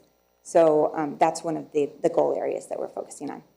And I guess to that, I think I saw somewhere that it said about any new affordable housing developments that the city or county does, that they'll be, that somehow, how does that involve? So. I think that there's two different things. The objective itself isn't focusing on the new developments. That's more looking at what Mr. Sanchez was speaking to earlier about the UEC deferment. Oh, okay. The objective that you were looking at was more about helping those customers conserve. Thank you, Chair. Just one more. What was the other one? I lost it. Go ahead. Come back. Councilor Feeblecorn. Thank you, Mr. Chair. Not really a question, just a kind of a request for the future. We heard a lot tonight, specifically under Goal 4, about increased green energy, and I think the water utility is doing an amazing job on that. But I'd like to also just kind of throw out the idea that we should also be looking at reducing fossil fuel use through electrification in our buildings and in our transportation modes. And so for the future, I'd love to think through how we could expand green energy to be, what it is, which is great, but also think through that reduction in fossil fuel use whenever possible. That's a great point. Thank you. And I'd just like to echo what Councilor Feeblecorn said there about those other modes of making our fleet more green. And we Anything do else? look at ways to always try and optimize routes so that people can minimize the amount of gas that it takes to get from one place to another. Okay. It looks like that's it on the questions. Do we have a motion on this item? So moved. And a second from Commissioner Barboa. Any further discussion? Seeing none, all in favor, please raise your hand and say aye. Aye. No opposed. The item passes unanimously. Thank you, Ms. Anderson. Thank you. Item B, R23-7, authorizing an agreement for water and sewer service for MX at Petroglyphs. Chris Cadena, welcome. Hello, Mr. Chair, members of the board. This is for a development agreement for a proposed townhome development located on the west side, the northeast corner of Kimmick and Rosa Parks. And the developer is required to build some water and sewer infrastructure for service, as well as paying utility expansion charges and water resource charges. And This is the second hearing, so this would be voted. I stand for any questions. Any questions on this item? No? Oh, no, okay. Can you just tell me how many homes are proposed here? The proposed development is 28 townhomes. 28 townhomes. Correct. Okay, thank you. I'd make a motion for approval. Second from Councilor Davis. Any further discussion? Seeing none, all in favor, please raise your hand. Signify aye. Aye. 4 in favor, none opposed. The item carries unanimously. Thank you, Mr. Cadena. Item C, R23-8, authorizing removal of certain uncollectible accounts from Albuquerque-Bernalillo County Water Utility Authority accounts receivable records FY 2019 and prior. Ms. Candelaria. All right, good evening Welcome again. So item 9C is a request to approve the removal of uncollectible debt from our accounts receivable. This item for this quarter is about $60,743, and that represents that is time barred because it's older than 4 years old. This debt represents primarily water and wastewater accounts, but you do have a detail in the agenda item regarding water, wastewater, and some other items. These accounts have gone unpaid, and we are unable to collect. So we request your approval this evening to remove those from our accounts receivable records, and I stand for any questions if you have them. Any questions here? Seeing none, I'll make a motion for approval. Second from Councilor Feeblecorn. Any further discussion? Seeing none, all in favor, please raise your hand and say aye. Aye. Aye. None opposed, 4-0. Thank Item you. carries unanimously. Thank you. Item D, R 423-9, approving the update to the water conservation plan and the plan for customer demand reduction during drought. Mr. Bustos.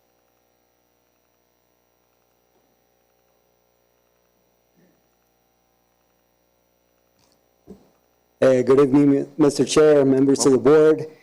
I have a few slides to share. I know we've seen a lot of slides tonight, so if at any moment you see that I'm going too fast, please stop me, ask questions, and we'll go through that. We recently updated our drought management strategy.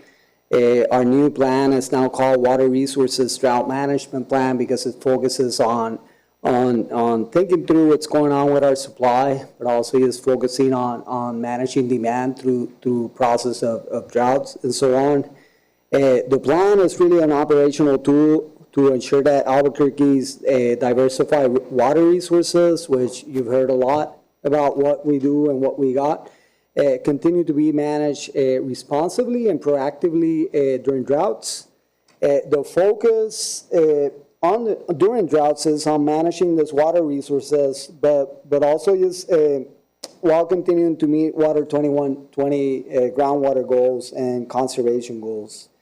This continuous management process creates focus and reflects the implementation of Water 2120 long-term goals and projects. The plan also incorporates the socio-ecological and cultural values that we all come to appreciate here at Albuquerque. You know, we really want to take into account what happens with landscapes and our urban tree canopy in times of drought, and make sure that we're not being too punitive when water's needed to make sure that those trees stay healthy.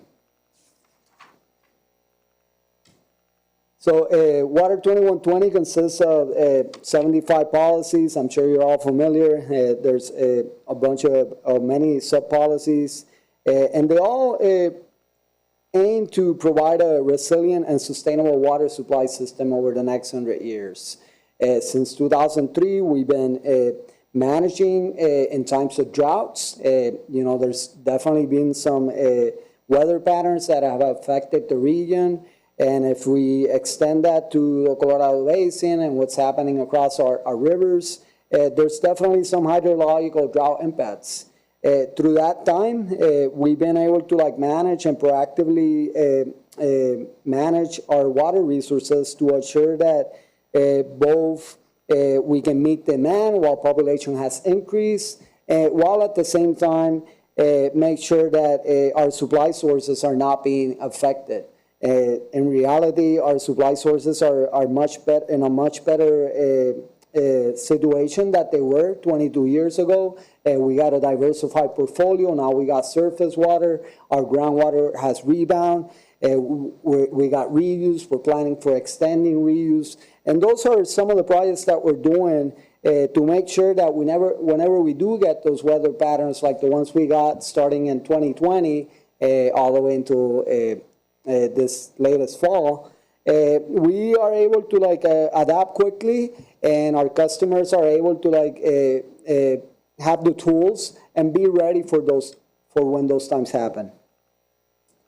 Obviously, drought is a complex phenomenon, and you know, it affects in different time scales. But during this 22 years, we have been proactively managing for droughts and the effects of droughts. For 20 years, the region has experienced the most severe drought conditions to record. The Water Authority, through this time, we have planned, implemented, frankly succeeded, and adapted through this drier and warmer conditions. And I believe we will continue to do so.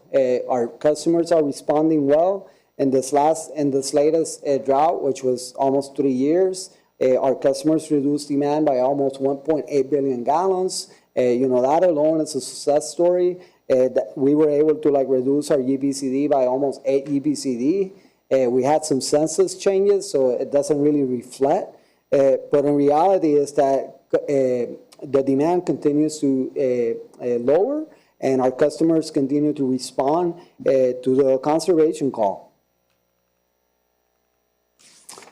So what did we do specifically in this latest update? We review existing strategies. So we review the existing drought plan, and we compare that to many guidance documents. We review almost 17 guidance documents. The main ones were the Drought Preparedness and Response Plan, as the AWWA manual for responding to shortages. We also compare our existing plan to regional plans. We identify almost 22 plans, but then we narrow it down to Denver, Tucson, and Austin. And we wanted to see what they were doing and compare it to what we were doing. And ultimately, we developed some options for evaluating multiple triggers on the supply side, on the demand side, and we did public engagement. The TCAC was very much involved through this last 14 months since we started the update of this plan. Many of the recommendations and the technicality that we wanted to gauge were brought up by the TCAC members. We also had customer conversations, and we were able to identify if the measures that we were providing were feasible for our customers and if it was like a good alternative. Ultimately, we updated the plan, and tonight we're seeking approval for that updated plan. So why do we plan for drought? Definitely it's because we live in an arid environment. Conditions are continuing to be more challenging. There's also some requirements as part of our New Mexico Office of State Engineer permit to divert surface water. There is a condition that we need to have a conservation plan and we need to have a drought plan. Also, as part of the EPA, America's Water Infrastructure Act, whenever a utility is more than 3,300, serves more than 3,300 people, as part of the risk and resilience assessment, there also needs to be a drought plan. So that's one of the conditions in regards to requirements, but ultimately we're doing it because we know we need to be planning for drought conditions, and that's why that drought was incorporated into Water 2120. So the plan, what it covers, if you haven't had the opportunity to read it, hopefully you will. It covers the history of water resources management. It covers how we develop our gallons per capita per day targets for the year. That's something that we did not have in a previous version. It also covers how we develop our annual operating plan and how that acts as one of the triggers. It also covers the drought triggers and stages, both the hydrological and supply constraints that we may experience. And similar to the previous versions of the plan, it has 4 stages: drought 0 all the way to drought stage. stage 3, and in each of those stages, there's certain measures that we got to be involved with in regards to like providing for our ratepayers. So the history of water resources management is best exemplified in this graph. I like to call this graph the resiliency graph because it really shows how the Water Authority has extended the portfolio of sources, has diversified the portfolio of sources while increasing the number of accounts and reducing the demand from our customers. Just to give you an idea, back in 1992, individual households will use about almost 18,000 gallons per month. Our current average is more like 7,000 gallons per month. So, you know, really all of us here in Albuquerque have responded to the call of conservation, and we're all really good water managers when it comes to like caring for our community and caring for our water resources. Also, the diversification and going from solely relying on groundwater to now relying and using surface water as one of our sources, and also with our capacity to increase reuse, that's also helping to like extend our water resources. The story of GPCD, this story has been shared all the way from Albuquerque to Cape Cod in Africa and across the world. And it really tells the story of Albuquerque, and it really shows one of the highlights of that this community has to offer in regards to like a very important one, because without water, we wouldn't thrive economically. We wouldn't have the parks and the diversity of parks that we have in our region. We wouldn't be able really to function.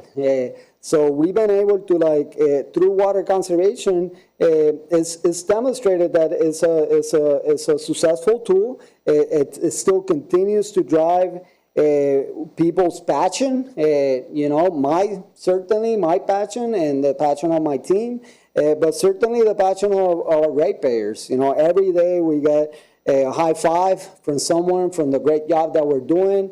We also get a lot of input from customers and what we can do better. So there's certainly a lot of passion that we appreciate in our community, and that really serves to like guide our continual efforts to always do more, always lead by example, not only here in Albuquerque, but across the region, be one of the leaders. That's really one of the things that I really try to focus on, and highlighting what we're doing here, learning from others, but also showing what we're doing here in Albuquerque as well. Our current GPCD is 126. That's our rolling average. Our goal is by 2037 is 110 GPCD. That's roughly about 200 million gallons that we have to reduce demand every year. Obviously, not every year we're going to see reductions. Some years we're going to see, like this latest one, we saw almost like 800 million gallons saved in 2022. So some years we're going to be more successful than others, but ultimately we're still focused on getting to the 110. As a reminder, you know, our single-family residential customers, which represent 80% of the base of our customers, they already have met this goal since 2014. Right now, our GPCD for households is 86. So really, that's why I focus on large users. That's why I like working with city parks, with county parks, with land management, with the Albuquerque public school system, and now moving in and putting all our resources to also work with the commercial sector. So really, that's why my focus is working with these customers. Go ahead. Commissioner Barboa. Thanks, Chair. Thank you, Mr. Bustos. I remembered what my question from the last one, and this might be actually where it fits. Where it fits. I remember you had talked to me when I first came onto commission about that COVID had actually provided an opportunity to do a lot of the public schools and do that leak detection in the public schools. Yep. Is that from that lesson? I mean, does that have to be like a shutdown to make something happen like that, or is there other ways we're looking at leak detection from like those big users, city, county? Yeah, thank you, Commissioner Barboa. Yes, we continue to do that project. We've actually extended it now to all our commercials. So when the COVID shut down, We had an opportunity to innovate and start working up with Albuquerque Public Schools because they were closed down. So we figured, okay, let's go see what's going on because there's definitely still usage. And through that program, we ended up extending it to city parks, to almost 7 agencies right now that we're working with. And because it's been so successful, it's conserved almost like 46 million gallons that we've saved just by identifying leaks on the ground and fixing them and working with facilities personnel. Now we're extending it to like the commercial sector, and we're starting to find this a little more challenging, but in that sector, but we're starting to see some success stories as well. Yeah. Thank you for that question.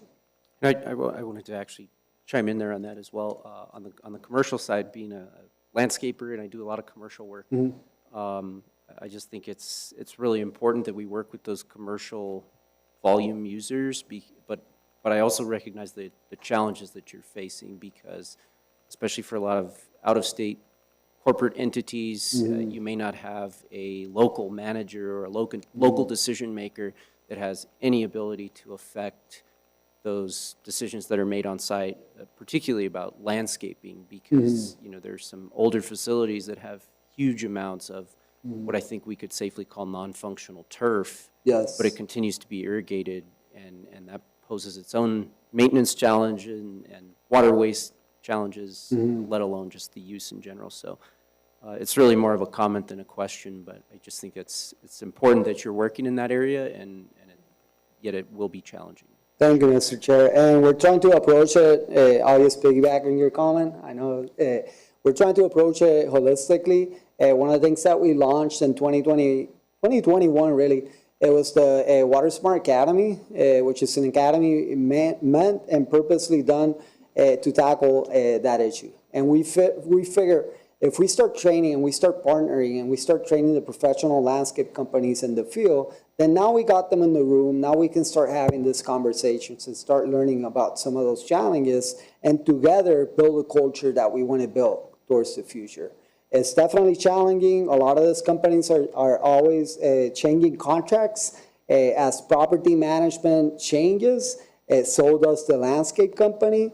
So there's a lot of issues in trying to like establish a legacy of conservation in a specific site compared to like our houses, you know, which there is some challenging, but typically whenever we live somewhere, we live there for longer periods, where in a multifamily or commercial site, those property managers are changing it feels like almost 2 years or every 3 years. So there's definitely a challenge.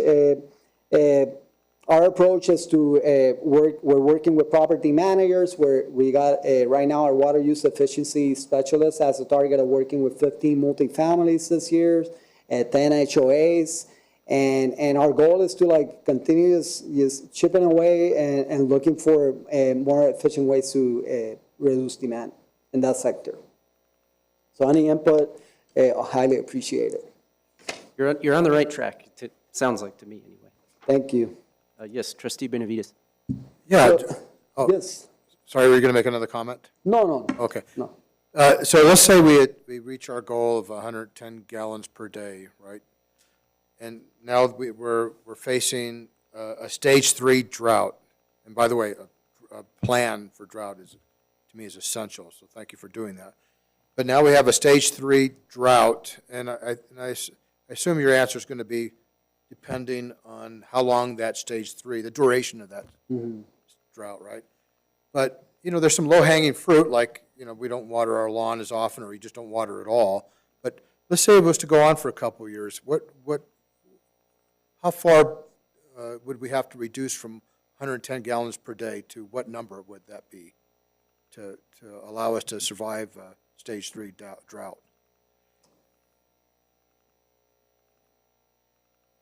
It's a good question.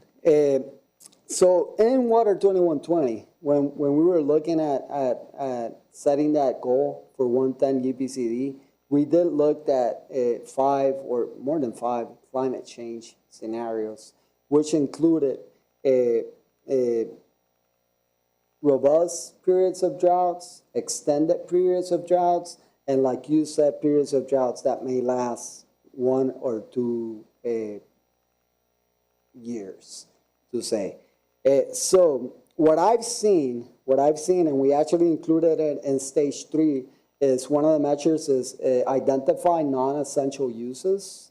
And based on that, you know, once we get to that stage, then at that point, it will be with the board that we will identify those non-essential uses, which could include, okay, you know, fountains, to say an example. Why? We don't need fountains, because we're in stage 3. Maybe we move into like non-functional turf grass, and we say, okay, let's not water non-functional turf grass unless it's with reuse, for example.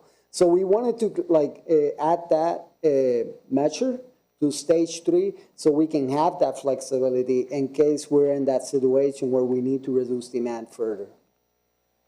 Okay, so there's still more thought to be flushed out, you're saying?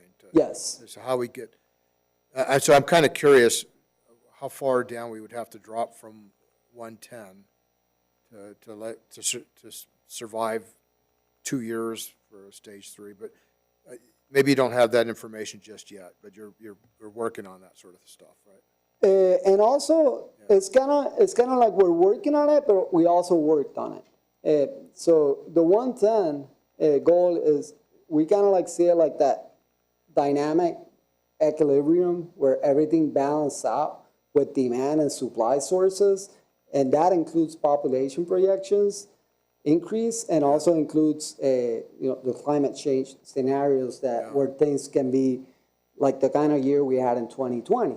Just to give an example, we had less than 5 inches of precipitation. The higher demand months, which were between May and August, we had 0 precipitation, and our highest demand, which comes from households, we were all in our homes. Oh, yeah, that's right. So we had everything against Perfect us. storm, yeah. We had everything against us in regards to like conserving water. Yet our demand only increased by 3%. So that really, for me, that for me was a revelation, because as we were moving into that year and planning for it, we knew it was going to be a difficult year. And when COVID hit and the stay-at-home rules, that just amplified it. So really, that kind of like shares part of the story of the planning that we've been doing and the work that we've been doing, and how, you know, science works based on history and what we've learned. So we're using that same learning experience to plan towards the future. And of course, there's always going to be some caveats, some wrenches, things that we're not going to be expecting. But that's why the plan is an adaptive management, and that's what we intend to do, adapt. Yeah, there's a lot of moving parts. It's a tough. Yes, trust. Tough, yes, sir. to get your head around everything, all the factors, right? Yeah. Yes, sir. Thank you. So, just to continue with the update of the plan, the annual operating plan is important because the groundwater portion of that plan acts as one of the triggers for us to move between stage 1 and stage 3. And I'll explain this further along, but just so you get an idea, each year, and Diana's going to be presenting today on the annual operational plan, we identify our demand goals. We identify how much groundwater we're going to use, surface water, and reuse based on our projections. For the year, we look at snowpack, we look at river flows, we look at allocation, we look at all that process, and then we set a goal, and we identify, and then through the year, if we're in a drought stage or stage 0, then we monitor that groundwater goal against the triggers, and based on that, the board or the actual trigger, in this case, will decide how to move from stage 1 to stage 2 to stage 3. That's one of the triggers. The other trigger is the one I mentioned, is the GPCD goal, and what we do every year with the GPCD goal is that we got our long-term goal, which is the 110 GPCD by 2037. How we're going to get there, in order to get there, we have to have some benchmarks or some milestones. So every year we set a target. Stan mentioned that this year is the 127 GPCD, And that will kind of like every year we say, okay, this year we're projecting demand based on our rolling average. So we know every month what is our GPCD. And based on that, we make decisions. And then moving into the triggers, then we use those two triggers, the annual operational plan, groundwater, projected groundwater use, and the GPCD to decide how to move from one stage to the other. So this graph, I know is loaded. I'm going to break it down for you. And then I got to break it down by sections. So we know that during drier than normal conditions, per capita water demand may increase. We know this. There's more evaporation. Landscape needs more water. Our cooling, it goes from like, I can't stand it at 68, so we lower it to 64. So guess what? Your swamp cooler is going to use more water. So that happens across the board. So we know that that's a normal reaction, and we are expecting that. In addition, surface water may not be available. So that's when we start creating some constraints and some issues. These two conditions combined could result in increased groundwater production when compared to normal or expected conditions as projected in the AOP. There are 4 drought stages. Entering and exiting each stage are designed to be based on drought severity. So the first drought stage 0 is how severe is the drought? Is the entire county in severe drought conditions, or is part of the county in severe drought conditions? Sometimes we'll find that the whole region is in severe drought conditions, yet New Mexico and the county are still moderately in drought, and our customer demand really hasn't increased. So is that a concern to move into a stage? Should we be punitive? Should we penalize? Should we be more restrictive when really customers are already responding? Maybe not. So the way we design this drought plan is to really have the triggers carry us and move us through each stage. And those triggers are, I'll break them down in my next slide. So if you've been in the board long enough, you've seen this chart right here, which is kind of like the box matrix, and then drought plan in the top. And that's typically when I talk about my drought updates, I start with the map. And if you look at the last 20 years, this map, the way it looks like right now, it's been on and off. We've had severe drought conditions 2003 to 2004. Then we had, again, some drought conditions between 2011 and 2014, which were, and it seems like every year, every drought period has extended a little bit more. Yet, demand during those times has been managed. So in the latest drought, which started in 2020 and definitely has normalized to the new normal, if you will, again. So right now we're out of the drought stage. But the way the plan works, it has a flow chart. And if you look at this flow chart on the right side where it says monthly drought assessment, I'll walk you through it. So the first stage 0 is looking at the severity of the drought and whether or not the entire county is in severe drought conditions. Once the entire county is in severe drought conditions, that triggers stage 0, and basically what it does is that through our executive director, it directs staff to start planning our campaign. Things are heating up. Basically, that's the way I see it. Things are heating up. Things are about to get a little more drier, and because of that, we need to start planning.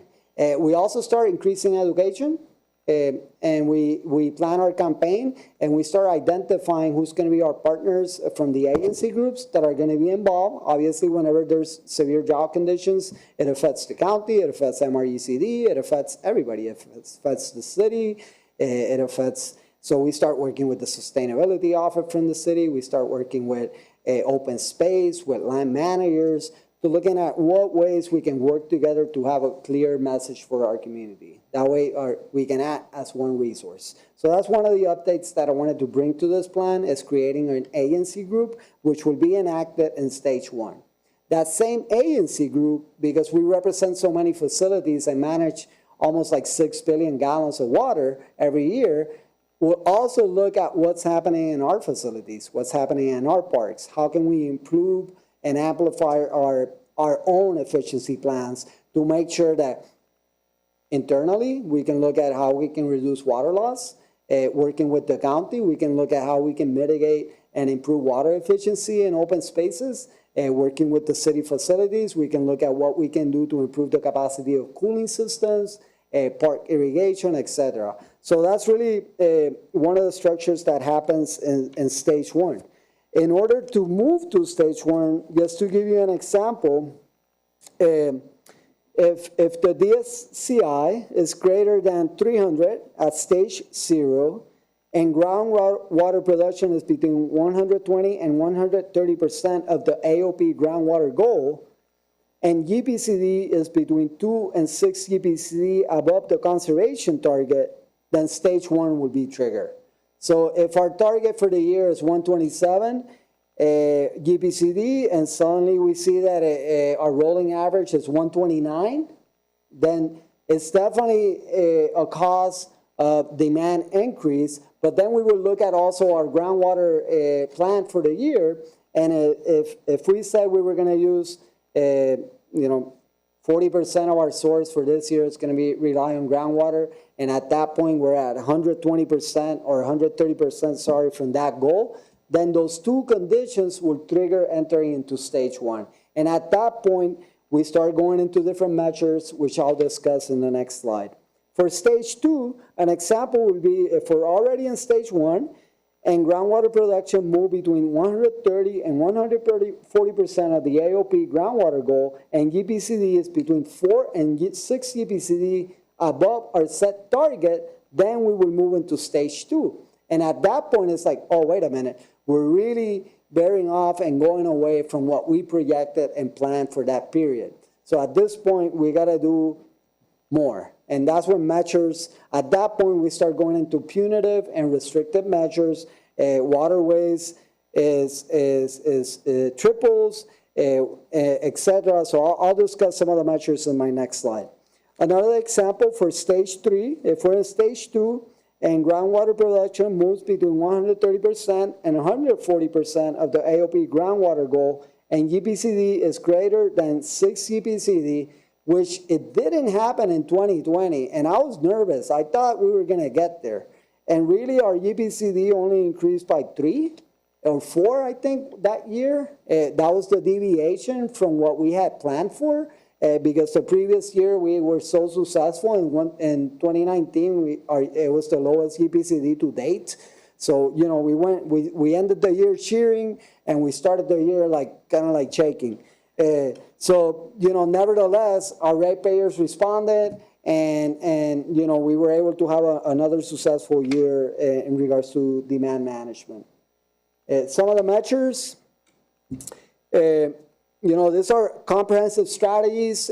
Some of the ones that we've seen that work for us, but we also added some measures that we've seen that work for Tucson or for Denver or for other areas, and that we kind of like did some pilot this last 3 years during this drought stage.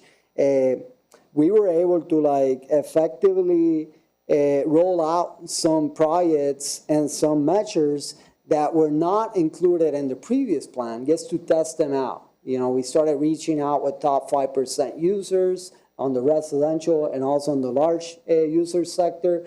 And we started a program. At first, we were offering consultations, and obviously that's more heavy personnel because we have to have people in the field. And then we quickly learned that by sending them a letter and a quarterly report to our irrigation users, we dropped our demand by almost 700 million gallons.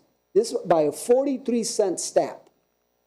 Hands on deck, including me. We will do a lunch and do a 5,000 mail out. And just doing that effort alone we were able to reduce demand. So you get a letter and you say, oh, wait a minute, I'm in the top 5% water user. Is that good or bad? Let me follow this advice. Maybe I don't want to be in the top 5% user. And that's exactly what happened. We were able to send 9,000 letters. We sent almost 400 letters to our large irrigation users, and they responded just with the letter. So I'm not saying that that's the only measure we're going to do, but we tested it out and it worked. So we're hoping, that's what we included in stage 1, that measure, to start creating in stage 0, we create the conservation guidelines, which basically means what is the target for this year by zip code, for residential, for parks, for city facilities, for schools. And based on that, then we compare you to that target.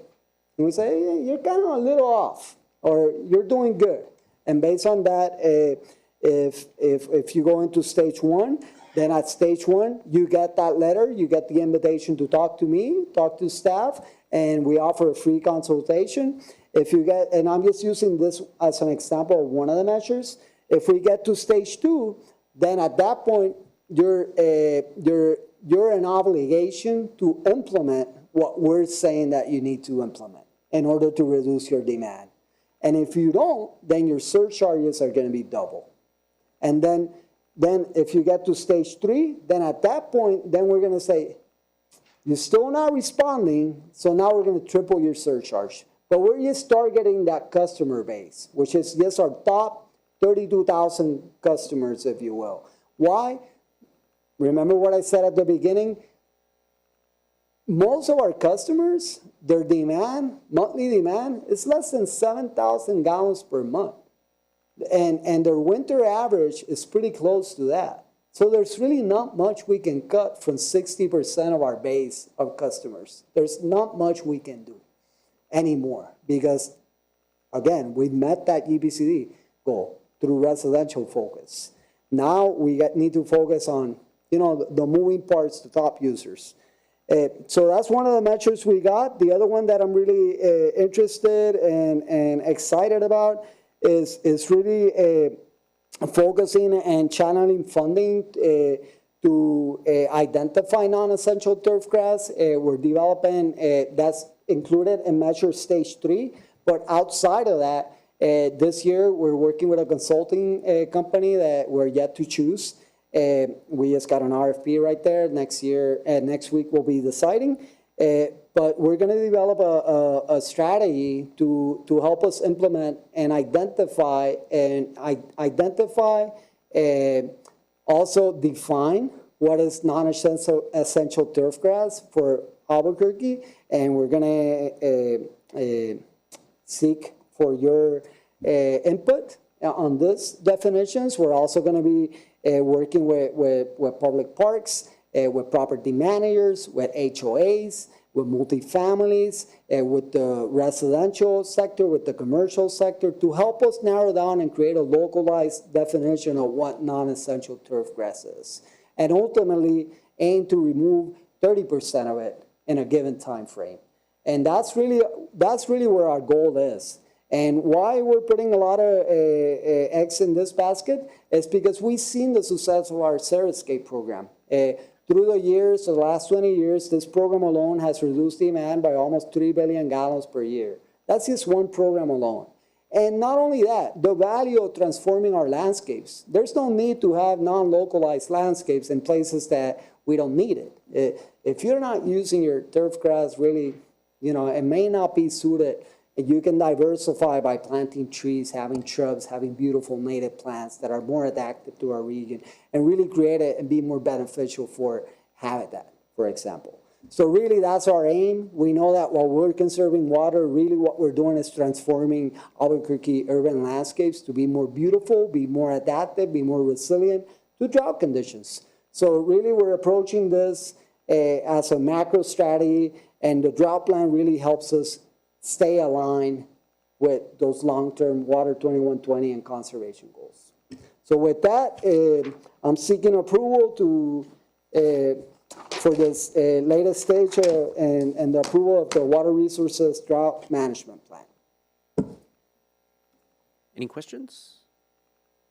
Counselors? Nope, not seeing any. Thank you so much for your Thank you, Mr. Chair. presentation. I'll make a motion to approve the update to the water conservation plan. Second from Counselor Feeblecorn. Any further discussion? Seeing none, all in favor signify aye by raising your hand. 4 in favor, none opposed. Motion carries unanimously. Thank you, Mr. Chair. Bustos. Thank you, members of the board. Thank you for your hard work on this. Takes us to item E, C-23-7, approval contract with Franklin's Earth Moving for chapel grading improvements, and we have Liz Anderson to present. Thank you, Logan. Mr. Chair, members of the board. So this is a contract that we will be issuing to Franklin's Earth Moving for $2,065,815.54, to be specific. This will be contracted to grade the site near the mission facility where Vulcan used to reside, that we'll be using for, future projects. It's a really critical piece of our San Juan Trauma drinking water plant and mission facility. So there's a lot of opportunities, and we've been looking at what to do with that site. So I seek your approval for our executive director to enter into this agreement with the selected contractor, and I stand for any questions. Any questions? I do have one for you. So this was a property that was leased, a long-term lease with Vulcan Materials, and now we're having to do some reclamation work there based on their use of that. So how did that work with the lease? Are they responsible for any of that reclamation? Obviously, we're now paying Right, for it, but- they were responsible for reclamation, and that work's been complete. Now we are just grading the site to be at the levels that are needed for the future anticipated uses. Some of those are near-term and some of them are more long-term. Understood. That makes sense. I was wondering if they did their part to restore the site or not, so that makes a lot of sense. And Yes. this may not be the appropriate place, but it's appropriate enough. I just wanted to comment on that site, the mission site. I had the opportunity to take a tour the other day of the water treatment plant, surface water treatment plant. It was really exciting to be there and interact with the staff, and I just wanted to give a shout out to our chief engineer over there, Casilla Sanchez, and our plant manager, Joel Berman, who, passionate about what they do, and they run a great facility, and it was just exciting to be there and see all the activity going on there, so. Thank you. I know they were really excited to have you there. Thank you. We were all excited. So with that, I'll make a motion to approve this contract for the chapel site. Second by Councilor Feeblecorn. Any further discussion? Seeing none, all in favor signify by raising your hand. Say aye. 4 in favor, none opposed. Motion carries. Thank you. Thank you, Ms. Asnerson. Item 10, our final item here, our final area. Other business, item A, OB 23-8, our 2023 annual operating plan. We have Ms. Diane Agnew and Hannah Risley White, the Deputy Director of the Interstate Stream Commission. Welcome. Good evening. Hello, Mr. Chair, members of the board. I'm back. I'm here to present the 2023 annual operating plan for the Water Authority. This operating plan is actually one of 3 in the Middle Rio Grande region. Our federal water agency partners also generate their own AOP. So Bureau of Reclamation and the Army Corps presented theirs yesterday. This is what we are planning on doing. And a lot of the information is shared across those agencies. So you'll see some of their data in my presentation tonight. I was thinking of this. It's funny, we have the calendar year, we have the fiscal year, and now I'm giving you the water year, and they're all slightly different. So this operating plan is April 1st through March 31st, and that's in sync with water years, including how the Colorado River is looked at. So you can understand it captures the runoff into the tail end of operations. This is a requirement for our biological opinion to the U.S. Fish and Wildlife Service. We use this to meet that requirement, but we also go above and beyond what is required so that we can take this plan and sync it with Water 2120. We can sync it with groundwater operations and surface water operations to make sure we're all working together. It's also an opportunity for us to really pull together all the elements for operations. So in our AOP are some important permit conditions. We have a surface water permit for our San Juan Chama water that we divert from the river. And it has two conditions I'll go into more detail that really govern when we can divert water. And that's what comes into play, especially in dry years. We also take into account forecast models. So the reclamation this year took the lead on the forecast model. They take data that they receive from the NRCS for how much volume of water is expected to come in the runoff. Then they do some forecasting what that could look like for a curve. And then we have minimum groundwater operation. We have to keep a certain amount of groundwater wells in operation to keep them ready to go when it's time. And then we do a demand projection. So this AOP that I'm presenting tonight represents quite a bit of coordination internally and externally. As I'm sure we've all been hearing, we've had an incredible year for snow. Colorado River and Rio Grande River have gone well above what the 20-year median is. In fact, some of these numbers are really incredible. My favorite to highlight, though not relevant to the Water Authority, is the lower San Juan Basin, which is over 1,000% of median, which is really hard to wrap my head around. But even the the upper San Juan, which is important for the Water Authority, that's where our San Juan Chama water originates, is high. And then we have to look at the Rio Grande water too. So we do not use that Rio Grande water when we divert. It's just carrier water to bring our water down. And that carrier water is important. So that's why we keep this snowpack on the chart. And you can see that even the Rio Grande saw an incredible snow year with most of those percentages well above 100. And you're also familiar with these outlooks. What we are looking at here is specifically July through September. And I picked this time period because this is monsoon season. We've really figured out how to forecast runoff. There's a lot of confidence in the chart. You'll see a little bit tonight that there's not a lot of variability in those forecasts. Monsoons are a completely different story. We really don't have a way of doing those with much certainty. And this year in particular, you can see that we have equal chances predicted for monsoon season. And even the National Weather Service yesterday was saying it's really up to anyone. We're officially on El Nino watch. That doesn't mean that we know what's going to happen with monsoons. So it could be great, or it could be really low activity. I did think it was worth noting that the National Weather Service yesterday emphasized how remarkable last year's monsoon season was. It was something that they hadn't seen on record. That's easy to forget about because last year's was such a dry year, just such a wet year. So the flow conditions. Our surface water permit says we can only divert as long as native Rio Grande water in the river is above 122 CFS at the central bridge. If it goes below that, we have to stop diversions immediately. It also says that as long as flow at the Alameda Bridge is greater than 195 CFS, we can divert normally. Below 195 CFS, we have to start curtailing that diversion. We have to reduce it. And then if we have both of those conditions hit, we have to stop diverting for the surface water. So we've put those into our AOP developments. So what these numbers show, I show you tonight, are taking into account those permit condition requirements. Federal AOP, as I said, they have their own AOP that they presented yesterday. This is exciting in that we will be getting, it's projected that there will be a full San Juan Chama allocation for the first time since 2019. And that full allocation is going to come as early as mid-July.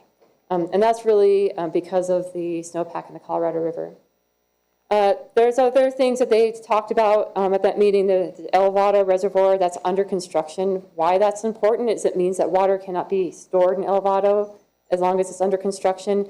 It changes the dynamics of water in the system. Just as a refresher, our water comes into Heron. It comes down and through Elvado on its way to Abiquiu, where it's released to come to Albuquerque. So if Elvado doesn't have any storage space, that our partner's water is also moving through there, and it just balances out when water can move and how it can move. As part of the Elvado construction, we worked with Reclamation to get a deviation from the Army Corps so that Prior and Paramount native water can be stored at Abiquiu in our storage allotment. That was quite a bit of coordination and a success. That means that the Prior and Paramount water can sit there where it would normally have been in Elvado. And then their AOP forecasts account for other operational conditions, including MRGCD's commitment to do 80% reduction in diversions until the river goes dry. So here are the fun charts, or fun for me, hopefully for you as well. And I think one thing that I think I'm going to try to communicate clearly is that we get these forecasts starting in March, and then we get them in April. Last year, March and April hardly changed at all.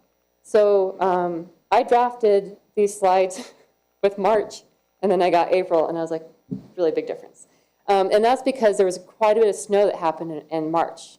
And what happened between March and April is that the March forecast said that we would see flood operations at Abiquiu for 6 weeks.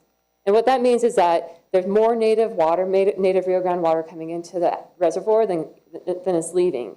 And when those conditions set off, then the Army Corps has to stop releasing anything except for native water, so no more San Juan Chama water, and just focus on evacuating the native water out of the reservoir and sending it down. So that means that we have to actually stop releasing San Juan Chama water, and we work with the ISC and OIT, the State Engineer's Office, to move water down to Elephant Butte proactively so that we can continue to divert during flood operations, and then we just do basically a paper water exercise to exchange that water one for one that we've used. I highlight this because in March, it looked like 6 weeks of flood operations. In April, it's actually 10 weeks of flood operations. It's a lot more water. And then we have, down below, you can see that there's a central gauge, and I'll go into that a little bit more. The colors on here are showing the uncertainty. So you can see that the color banding is pretty narrow, pretty tight to that line. That line represents best, like the most likely. And they do multiple exceedance scenarios. For example, if there's a 10% exceedance scenario, it means there's a 10% chance that the actual conditions will exceed what you're forecasting. What's noted is the AOP the feds use, they go 50%. For Water Authority, we use 70%. We try to be conservative. Which leads me to the next chart. So this is the 70% exceedance scenario for central gauge. And this is showing what is forecasted for the water year. And you can see the really large runoff peak. We're already at 3480 CFS at Central. It's expected to peak around 4,000 acre feet. I was curious. I wanted to know what it looked like exactly a year ago today. It was 700 CFS at Central. So remarkably different water year. Why that's worth highlighting is that last year when we were developing the AOP, it was very much governed by flow in the river at Central Bridge because we went below this operational threshold early in mid-June and then stayed there through October 1st. This year it's different. So this year we don't see flows go below our threshold until October. So we are planning on operating all the way to October 1st when we'll shut down in anticipation of those low flows. And then we're going to take advantage of that time to do required maintenance. So that sediment removal that you heard Stan and Marta talk about is going to happen in that month's shutdown period. There's other required maintenance. We'll just take advantage of those low flows and make that happen. All of this comes with the caveat that it depends on what happens with monsoons. So the reclamation forecasting is pretty conservative on monsoons. So if we feel, and I'm using 70% exceedance, which is another layer of conservative approach to this. But we'll see what happens with actual monsoons. And then how does this actually look? Blue is our drinking water plants, so that's surface water. Green is groundwater. And the turquoise is the North Mound potable. That's the San Juan Chama that we divert through the subsurface diversion. And then we have our reuse in here as well. So you can see that green bar in October, and that's when we shut down for low flows. And the remaining months, you can see that we are really hitting around 70% or more surface water for meeting our demand. And that's going to be our target, again, assuming that everything in the river goes in a way that we can stay in compliance with our permits. And also, I want to just call back to that flood operations. That is one of the parts of this that will shift how we have our mixture of surface water to groundwater. And then I was curious, so I created the same chart for 2022 monthly diversions for 2020, just to see what it looked like. We were pretty close. The AOP was pretty close in projecting what we would see in 2022. There were some notable differences, one of them being that we had more groundwater in early in the water year than we thought we would because we had some maintenance requirements. We had to like shut down surface water or decrease it to be able to make those repairs. We also had we had some river conditions that changed. The flows went low much earlier than we were expecting, and so we had to stop surface water about mid-June instead of later in the month. All that said, we still maintained greater than 50% surface water in the months where we were able to divert the full month. And you can see that even in the winter months, we were greater than 80% surface water in meeting our demand. So we were pretty aggressively delivering surface water. And then other things that we do with our operations, we support Rio Chama recreational rafting flows. So our water arrives in Heron, as I mentioned, and it goes down to Abiquiu. We strategically release that water on the weekends so that rafting can continue up in the Rio Chama. It's a great way to work with our partners and increase the recreational benefit to that area. We also work with our partners for environmental flows to support endangered fish. And so that's something that happens continuously. We did transfer water to Elephant Butte in anticipation of the flood operations this year, and that was another coordination with Reclamation, Army Corps, ISC, OSC to make that happen. And so in addition to our coordination with regional water managers, we also coordinate quite a bit with the New Mexico Interstate Stream Commission. And I'm going to turn the mic over to Hannah so she can talk a bit about the NMIC. Thank you, Diane. Good evening, Mr. Chair and members of the board. My name is Hannah Risley-White. I'm the New Mexico Interstate Stream Commission Deputy Director. Our director, Rolf Schmidt-Peterson, was unable to attend this evening and sends his regrets. First, I just really want to express appreciation for the very positive working relationship that we have at ISC with the Water Authority. That partnership is incredibly important for us to get together with all the smart folks and troubleshoot changing conditions, as Ms. Agnew just mentioned. Things are dynamic, right? And so having a really awesome partnership with your staff to respond to those conditions is important and will be increasingly important as we face potential increasing scarcity associated with climate change. Next, I wanted to just commend you all for the planning and conservation work that's happening through the Water Utility Authority. The efforts that were presented this evening are super important, and we appreciate all the effort that goes into those. And again, those will be increasingly important. We also work pretty closely with your staff as well as the Office of the State Engineer to account for your diversions and the associated offsets. Those offsets are super important in keeping the river system whole, ensuring our compact deliveries, and meeting the needs of other water users in the basin. And so that's an ongoing effort and is something that's super valuable and important. I'd also like to just acknowledge the work that we do with your shop related to Abiquiu Reservoir and efforts to store native water there. We'll continue to support that. We think that effort is very important as well. And then I realize it's late in the evening. I'd be happy to provide additional information associated with our compact status or outcomes from this current legislative session or otherwise. I think it's really important for us to come to these meetings regularly to understand the challenges you all are facing so that we can support and vice versa, or prepare information to bring to subsequent meetings. But with that, I'll leave it at that and see if there's any questions from you all, and so appreciate your time this evening.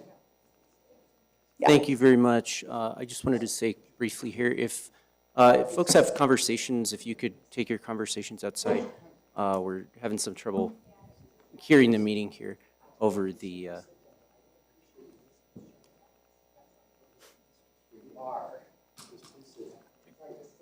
Excuse me, sir.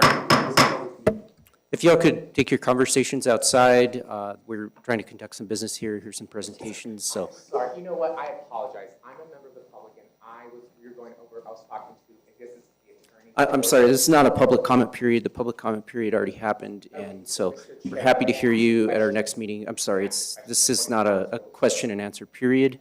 There is a public comment section. If I could ask be a public speaker as a late speaker, because it was hard to get here at 5 p.m. I'm so sorry. And according to I'm very sorry that you missed the public comment section, and we do have our next meeting on May 17th at 5 p.m., so we're happy to hear you then.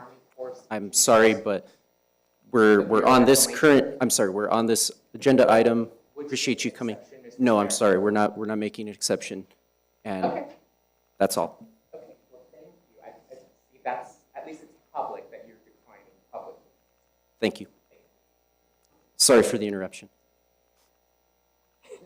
That was it, really. I'm happy, as I said, to provide additional information related to our current compact status or outcomes from the recent legislative session. But I realize it's late in the evening, so I'll leave that up to you all. I'm happy to prepare any other information that would be helpful for you all in the future. And again, so appreciate the very productive working relationship with your staff. Appreciate you being here tonight. Any questions from board members? Yes, Commissioner Barboa. Thank you, Chair. Just that I would like, maybe we could meet offline to hear about the impacts of the legislative session and what. Happy to do that anytime. Thanks.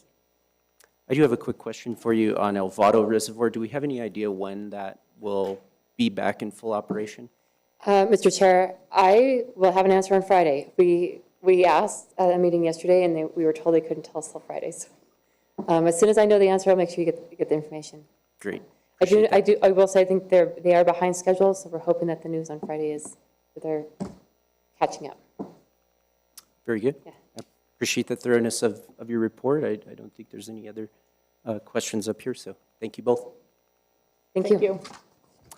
And then our final item tonight, item B, OB 23-9, drought update. Mr. Bustos.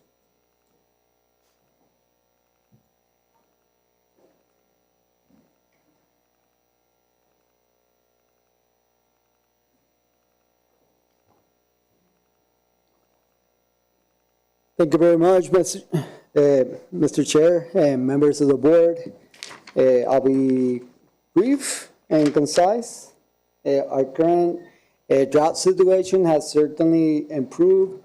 Right now, the county is still experiencing some abnormally dry conditions. Typically, this drought plans or Mr. drought Bustos, maps- if I could just get you to pause for Yes, one yeah. second.